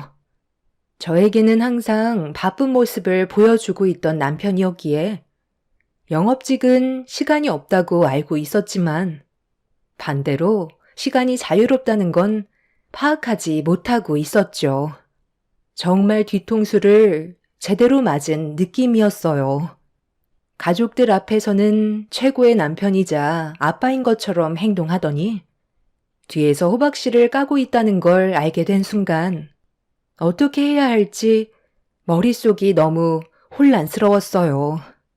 저에게는 일어나지 않을 거라고 생각했던 일들이 눈앞에 펼쳐져 있었고 남편이 그동안 저에게 가면을 쓰고 있었다는 사실이 밝혀지는 순간 절대로 용서해 주고 싶지 않았습니다. 그리고 저는 남편 몰래 증거물을 계속해서 수집하고 있었고 마음의 준비가 어느 정도 되었을 때 남편과 단판을 지으려 했었는데 어느 날 마트에 한 여자가 찾아왔어요. 그 여자는 저 몰래 남편과 바람을 피우고 있었던 내연녀였습니다. 당장이라도 머리채 잡힐 수도 있다는 사실을 모르고 있는 건지 저를 찾아왔다는 말에 직접 얼굴을 보게 되었고 당돌한 내연녀는 제 얼굴을 보자마자 남편과 이혼하라는 어이없는 말을 늘어 놓았어요. 그 사람 마음에는 더 이상 제가 들어갈 수 있는 공간이 없다면서 편하게 좀 만나기 위해 하루라도 빨리 이혼을 해주길 원하고 있었어요. 위자료까지 모든 걸 전부 다 주겠다면서 남편과의 결혼 생활에 종지부를 찍길 원하고 있었죠. 머리부터 발끝까지 명품으로 치장하고 있는 여자가 도대체 뭐가 좋아서 자식들까지 있는 사람과 바람을 피우고 있는 건지 이해할 수 없었습니다. 저는 아무 말 없이 내연녀를 바라만 보고 있자 저에게 가까이 다가오더니 면상을 들이밀며 위아래로 훑어보기 시작했어요. 내 말 안 들려? 승만 씨랑 이제 그만 정리하라니까. 내가 내연녀인 거 알면서 계속 결혼 생활 유지하시게. 동네에서 바람 피우고 있다는 거 나한테까지 소문이 퍼져 있는 상태인데 그쪽 귀에도 들어갔을 거 아니야. 그런데 어떻게 된 게? 아무렇지도 않은 모습을 하고 있는 거지? 내연녀가 앞에 있는데 한바탕 난리라도 쳐야 되는 거 아니야? 당장 머리채라도 답던지 아니면 무슨 말이라도 해보라고. 왜 멀뚱히 쳐다만 보고 있는 건데? 계속 이 꼴을 보고 있을 거야? 이혼을 하든 안 하든 그건 내 자유야. 네가 이래라 저래라 할 필요가 없는 거라고. 판단은 내가 알아서 해. 아무리 내가 이성을 잃었어도 내 손을 더럽히고 싶지는 않아. 나는 너처럼 저급한 여자가 아니거든. 그래서 유부남인 그 사람이랑 즐기면서 생활하니까 세상을 다 가진 것처럼 행복하니? 너는 그냥 때를 기다려. 일 처리는 내가 알아서 해. 참 인생 피곤하게 산다. 사지 멀쩡해서 가정에 있는 남자를 건드리기나 하고 그렇게 보는 눈이 없어서 앞으로 어떻게 살아가려고 그래? 너무 조급하게 생각하지 마. 어차피 시간 지나면 자연스럽게 모든 게 해결이 될 테고 너한테도 상간소송으로 위자료 청구할 거니까 이왕 참은 거 조금만 더 기다려봐. 나는 아직 시작도 안 했는데 끝은 봐야 할 거 아니야. 온 김에 장이라도 좀 보고 가던지. 요즘 마트 매출이 좋지 않거든. 마트 조끼나 입고 시간당 최저 시급받으면서 물건 정리나 하는 주제에 지금 내 앞에서 잘난 척 하는 거야? 나한테 꿀리지 않으려고 발버둥 쳐봤자 소용없어. 어차피 그쪽은 애둘 딸린 유부녀고 나는 아직까지 결혼도 하지 않고 몸매도 탄탄한 처녀야. 돈으로도 살 수 없는 몸매를 가지고 있다고. 여자는 애를 낳는 순간 여자가 아니라 아줌마가 되는 거라고. 그러니 그 사람이 그쪽을 여자로 안 보고 그냥 가족으로만 보는 거야. 오늘은 경고만 하는 거니까 최대한 빨리 그 사람과 이혼을 선택하는 게 좋을 거야. 나 성격이 그렇게 온순한 편은 아니거든. 쓸데없이 내 심기 건들지 말고 당장 이혼 절차 밟고 끝내야 할 거야. 저한테 무릎 꿇고 용서를 구해도 모자랄 판에 내연녀는 오히려 저에게 목소리를 높이면서 남편과 이혼을 하라며 화를 내고 있었어요. 너무 어이가 없어서 많은 사람들의 구경거리가 될 수 있는 마트에서 머리채 잡고 한바탕 하겠냐는 말과 함께 분노한 눈빛으로 내연녀를 바라보자 본인도 문제를 크게 만들고 싶진 않았는지 최대한 빨리 정리해달라며 자리를 벗어났습니다. 내연녀가 마트에 들어온 이후 소문은 삽시간에 퍼지게 되었고 제가 아무것도 하지 않아도 남편의 귀에까지 들어가게 되었죠. 아무렇지도 않은 척 평소처럼 행동하고 있는 저에게 눈치 보면서 조심스럽게 말을 꺼냈고 아이들 앞에서 일을 크게 만들고 싶지 않아 나중에 다시 얘기하자면서 상황을 피했어요. 아무것도 모르고 있는 아이들한테 상처를 주고 싶지 않았습니다. 그렇게 늦은 저녁이 되어서야 남편과 단둘이 대화할 수 있는 시간이 만들어질 수 있었고 저는 그동안 동네 분들의 도움으로 받은 증거물들을 남편한테 내밀었어요. 예상했던 대로 변명을 하고 있었죠. 당신이 보고 들은 건 전부 다 오해야. 그냥 고객 중 한 분인데 최근에 여러 가지로 힘든 일들이 있어서 아주 잠깐 위로를 해준 것밖엔 없었다고. 내가 그동안 당신한테 했던 걸 보면 몰라? 나는 지금의 가정을 깨고 싶지 않을 만큼 당신이랑 애들이 전부인 사람이야. 쓸데없는 소문 같은 거 듣지 말고 더 이상 일을 크게 만들지 말자. 내 말이 무슨 뜻인지 알겠지? 괜히 애들 귀에까지 들어가서 상처 주고 눈물 흘리게 만들 필요는 없잖아. 나도 처음엔 당신이 바람 피우고 있다는 소문을 들었을 때 지금까지 결혼 생활하면서 우리 가족만 바라보며 살았던 사람이라 당연히 바람 같은 건 상상조차 한 적이 없었어. 그래, 당신 말대로 여기 있는 증거 사진들 전부 다 오해라고 치자. 그럼 이건 어떻게 설명할 건데? 이것도 아니라고 발뺌할 수 있겠어? 저는 혹시 모를 일을 대비해 내연녀가 마트로 쳐들어왔을 때 나눴던 대화 녹음 파일을 들려주었어요. 그제서야 사색이 된 얼굴로 말을 더듬던 남편은 갑자기 무릎을 꿇었습니다. 아주 잠깐 호기심에 만났던 것뿐이라면서 오로지 저와 아이들밖에 없다며 지금의 가정이 무너지는 걸 원하지 않는다며 용서를 구했어요. 우리는 한순간에 무너져 내렸던 게 아니야.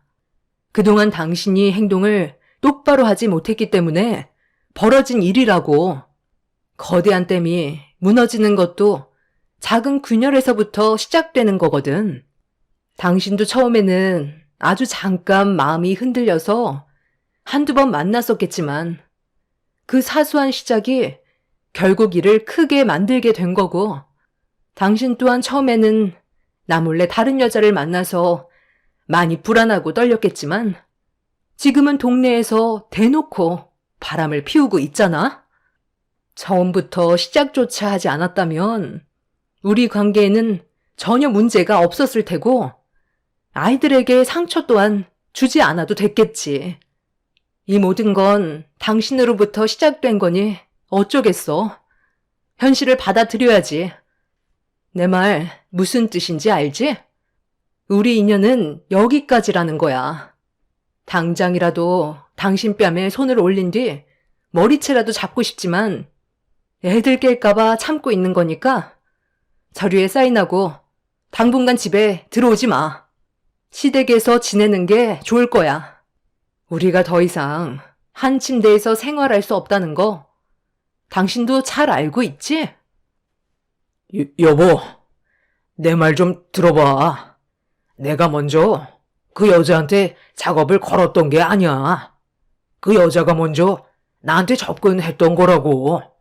상담을 받고 싶다면서 집 주소를 알려줬고, 아무 생각 없이 상담을 하고 있었는데, 나한테 꼬리를 치더라니까.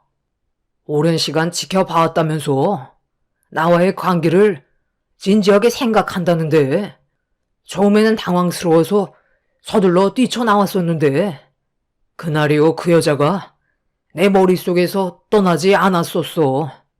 결국 내 몸이 이끄는 대로 움직이다 보니까 일이 커지긴 했지만, 내 마음은 오로지 당신과 애들한테 전부 향해 있다고.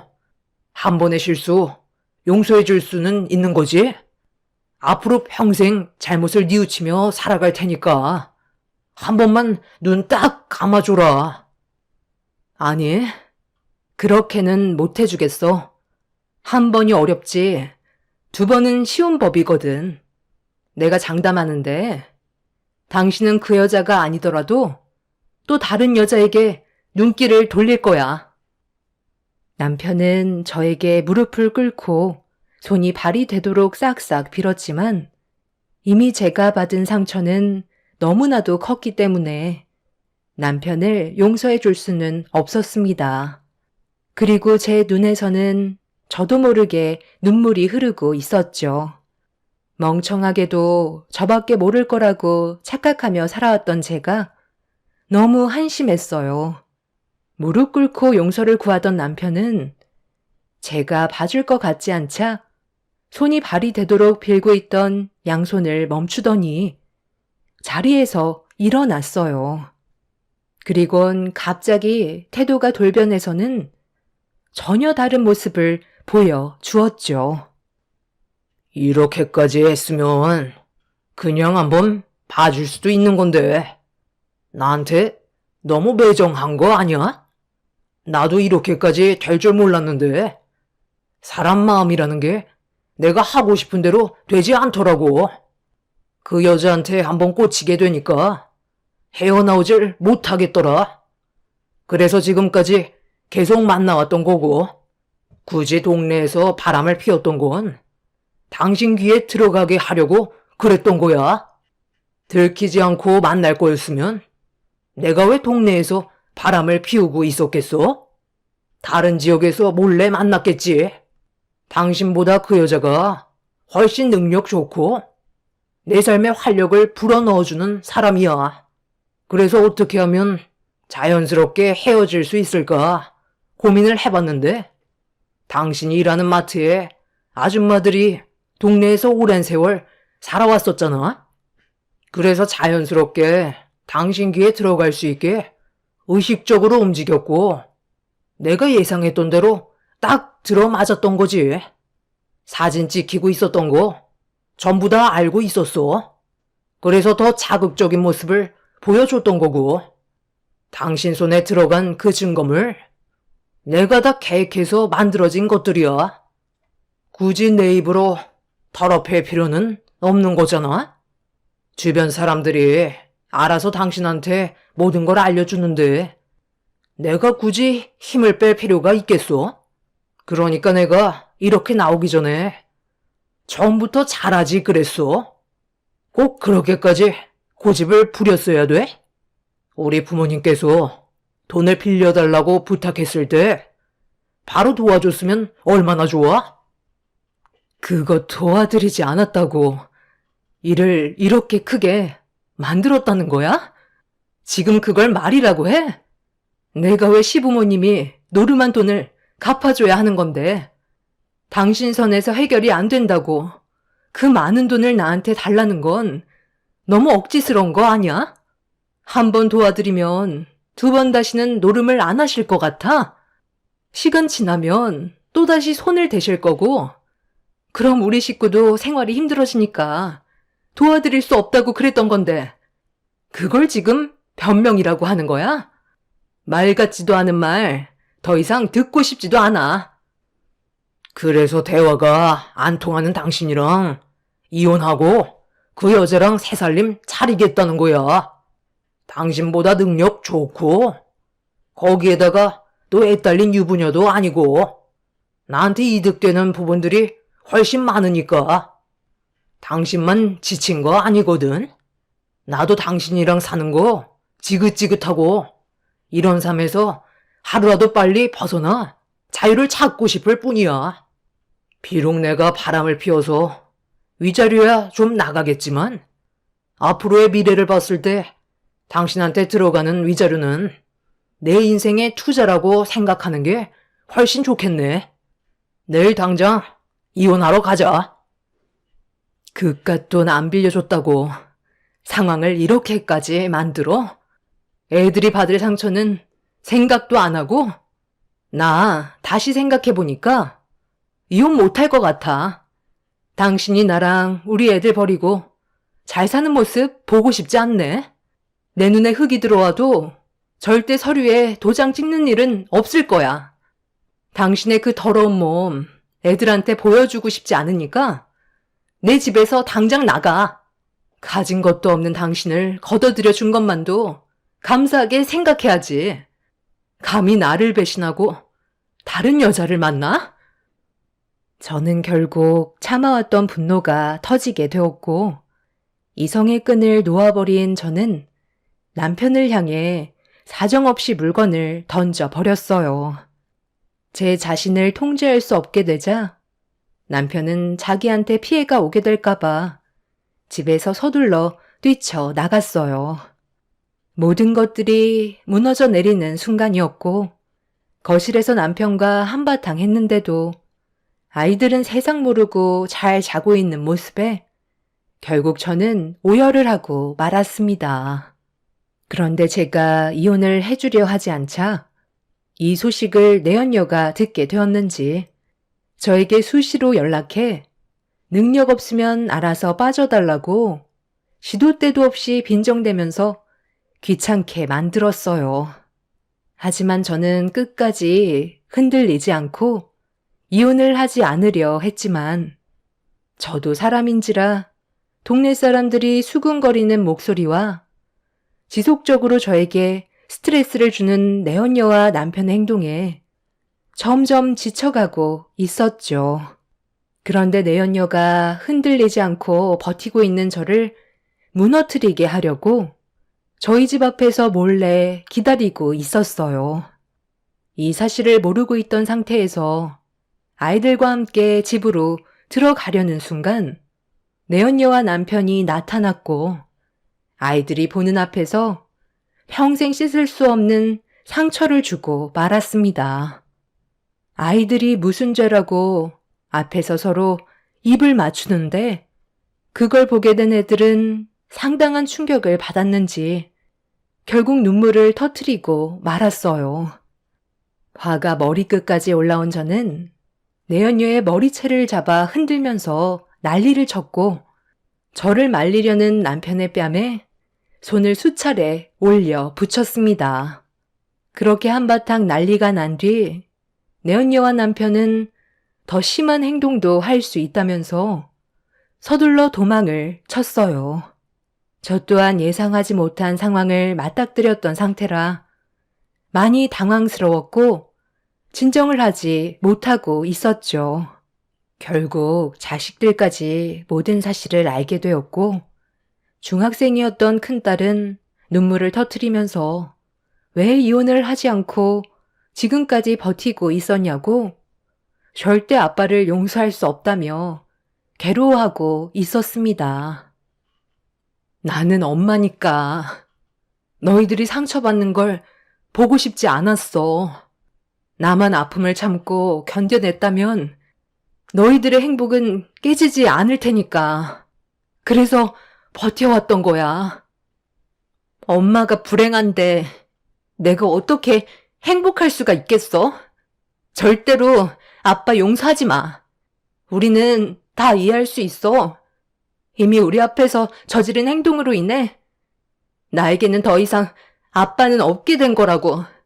그러니까 엄마도 우리가 상처받게 될까봐 걱정하지 말고 현명하고 옳은 선택을 해줬으면 좋겠어. 오히려 애들이 저에게 힘이 되어주고 있었어요. 그날 정말 많은 눈물을 쏟아내게 되었고, 결국 저는 남편이 원하는 대로 이혼을 해주게 되었습니다. 서류에 도장을 찍게 됨과 동시에 그동안 함께 있던 세월들이 한순간에 정리가 된다는 게 참 안타까웠어요. 남편은 저에게 조금의 미련도 남아있지 않았는지 뒤도 안 돌아보고 저와의 인연을 마무리 지었습니다. 그렇게 남편과 내연녀를 상대로 위자료를 받아낸 뒤 모든 법적 절차를 완벽하게 정리하고 더 이상은 남편과 마주치지 않길 바랐어요. 그런데 얼마의 시간이 지나고 내연녀가 갑자기 마트로 들이닥쳤어요. 그리고 남편이 그 뒤를 따라왔고 제가 일하는 곳에까지 들어와선 난리를 치기 시작했어요. 저는 남편과 내연녀에게 뭐 하는 짓이냐고 화를 내자 내연녀는 저에게 충격적인 말과 함께 남편을 뿌리치고 있었죠. 도대체 무슨 이유 때문에 나랑 헤어지겠다는 건데? 내가 지금까지 잘 해왔었잖아. 뭐가 부족한 거야? 갑자기 변한다는 게 너무 이상하잖아. 그냥 당신이 싫어져서 그만 만나겠다는 건데 도대체 뭐가 문제라는 거야? 우리가 법적으로 부부도 아니고 그냥 서로 잠깐 즐기던 사이 아냐? 이 사람이랑 이혼하면 나랑 결혼하겠다며. 그래서 정말 힘들게 이혼까지 하게 된 건데 갑자기 그만 만나자고 하면 나는 어떻게 하라는 거야? 오빠, 그건 내 알 바 아니잖아? 원래 여자의 마음은 갈대라잖아. 나는 그쪽한테 질린 것뿐이고 새로운 남자를 찾으려는 것뿐이야. 그게 그렇게 잘못된 건 아니잖아? 내 앞에서 지금 뭐 하는 짓들이야? 그런 대화를 왜 여기에서 하는 건데? 당장 마트에서 안 나가? 한창 손님들 올 시간에 영업 방해까지 하는 거야? 저기요. 그쪽 남편이니까 다시 데려가든지 말든지 알아서 하세요. 내 역할은 여기까지니까. 우리 두 번 다시 볼 일은 없을 것 같네. 사람 겉모습에 속지 말고 앞으로 애들이랑 잘 좀 살아요.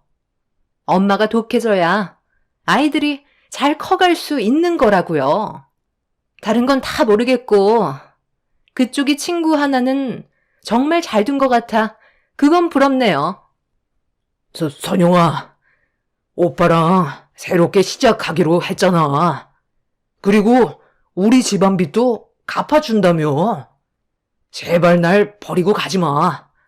너까지 내 곁을 떠나면 나는 이제 혼자가 된다고. 전 남편은 내연녀가 가지 못하게 끌어안았고 내연녀는 알 수 없는 말을 저에게 남긴 채 전 남편의 뺨에 수차례 손을 올린 뒤 전 남편에게 벗어나려고 발버둥치고 있었어요. 그런데 제 앞으로 갑자기 나타난 친구가 전 남편의 얼굴에 주먹을 올렸고 내연녀와 눈빛을 교환하더니 마트를 빠져나가 급하게 사라져 버렸습니다.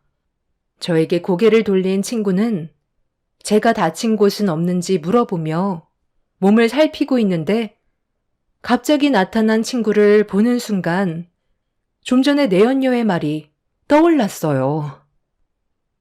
뭐가 어떻게 된 거야? 태진아, 너 저 여자랑 서로 아는 사이 같던데 아까 저 여자가 나한테 친구 하나 잘 둔 덕에 내 인생을 구했다던데 그게 다 무슨 말이야? 이거 내가 다 계획한 거야. 네가 저 나쁜 놈이랑 갈라서게 하려고. 처음부터 내가 전부 다 계획한 거라고. 너는 그동안 모르고 있었겠지만 나는 저놈이 어떤 놈인지 전부 다 알고 있었어. 부동산 일을 하고 있는 내가 고객들과 집을 보러 다니고 있는데 저놈이 너 몰래 시도 때도 없이 이 여자 저 여자 만나면서 몸을 굴리는데 너는 가정을 위해 마트 쫓기 있고 열심히 살아가고 있잖아. 누가 너를 마트 사장으로 알겠어? 최저 시급받는 직원으로 알고 있겠지. 그렇게 땀 흘리면서 애들까지 키우고 있는 네가 정작 자기 남편이 바람 피우고 있다는 사실을 모르고 있길래 너무 화가 나서 내가 그동안 전부 다 계획한 거야. 마트 직원 아줌마한테 사진 준 것도 나고 소문 퍼뜨린 것도 전부 나야. 그리고 네가 내 연녀라고 생각했던 그 여자도 그리고 그 상간녀한테 찾아가 네 남편의 실체를 까발리니까 역으로 복수하고 싶다는 말을 하더라. 그래서 마트에 와서 이 난리를 피우게 된 거고 이 사실을 전부 다 알리지 못해서 정말 미안하지만 너한테 모든 사실을 알려줘봤자 평소에 무슨 일이 생겨도 항상 참고만 살았던 네가 이혼이라는 큰 결정 앞에선 아무것도 하지 못할 것 같아 친구인 내가 더 이상 네가 상처받는 걸 보고 싶지 않아 상의도 없이 저질러 버렸어. 저놈은 네가 생각하는 그 이상보다 쓰레기야. 최근에 알게 된 사실인데 저놈한테 또 다른 씨가 있더라고. 최근에 임신 소식을 알게 됐는데 아주 잠깐 놀았던 상대라고 임신한 여자를 모른 척 하더라. 저런 쓰레기가 이중적인 모습으로 가정에는 충실한 척 아이들한테는 세상에서 제일 좋은 아빠로 가면을 쓰고 있는 모습이 더는 보고 싶지 않았어. 친구의 충격적인 말에 저는 그 자리에서 털썩 주저앉고 말았어요. 남편은 친구가 소문을 내려 했다는 거에 용서하지 않겠다며 주먹을 날리려는 순간 저는 남편의 뺨에 손을 올렸고 친구가 건넨 사진 한 장에는 처음 보는 여자와 산부인과에 들어가는 것도 확인할 수 있었습니다. 밑바닥이 보이지 않을 만큼 쓰레기 짓을 저질러버린 남편과 이혼하게 된 건 정말 다행이었지만 남편이 친구를 상대로 소송을 걸겠다며 분노한 상태입니다. 지금의 상황을 어떻게 받아들여야 할까요?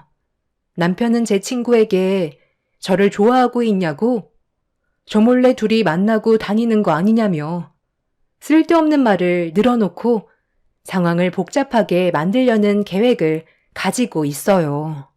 앞으로 제가 어떻게 처신을 해야만 될까요? 남편은 어차피 용서받을 수 없는 짓을 저질렀기 때문에 다시 합치게 될 일은 조금도 없지만 친구의 행동이 옳았다고는 생각되지 않습니다. 도와준 건 고마운 일이긴 하지만 저 때문에 피해가 가게 될까봐 그게 걱정입니다. 여러분들께서 저에게 많은 의견을 주셨으면 좋겠어요. 너무 갑작스럽게 일어난 상황이라 아직까지 머릿속이 정리가 되지 않고 있네요. 하루빨리 정상적인 생활로 돌아가고 싶을 뿐입니다. 제 사연 들어주신 분들 감사합니다.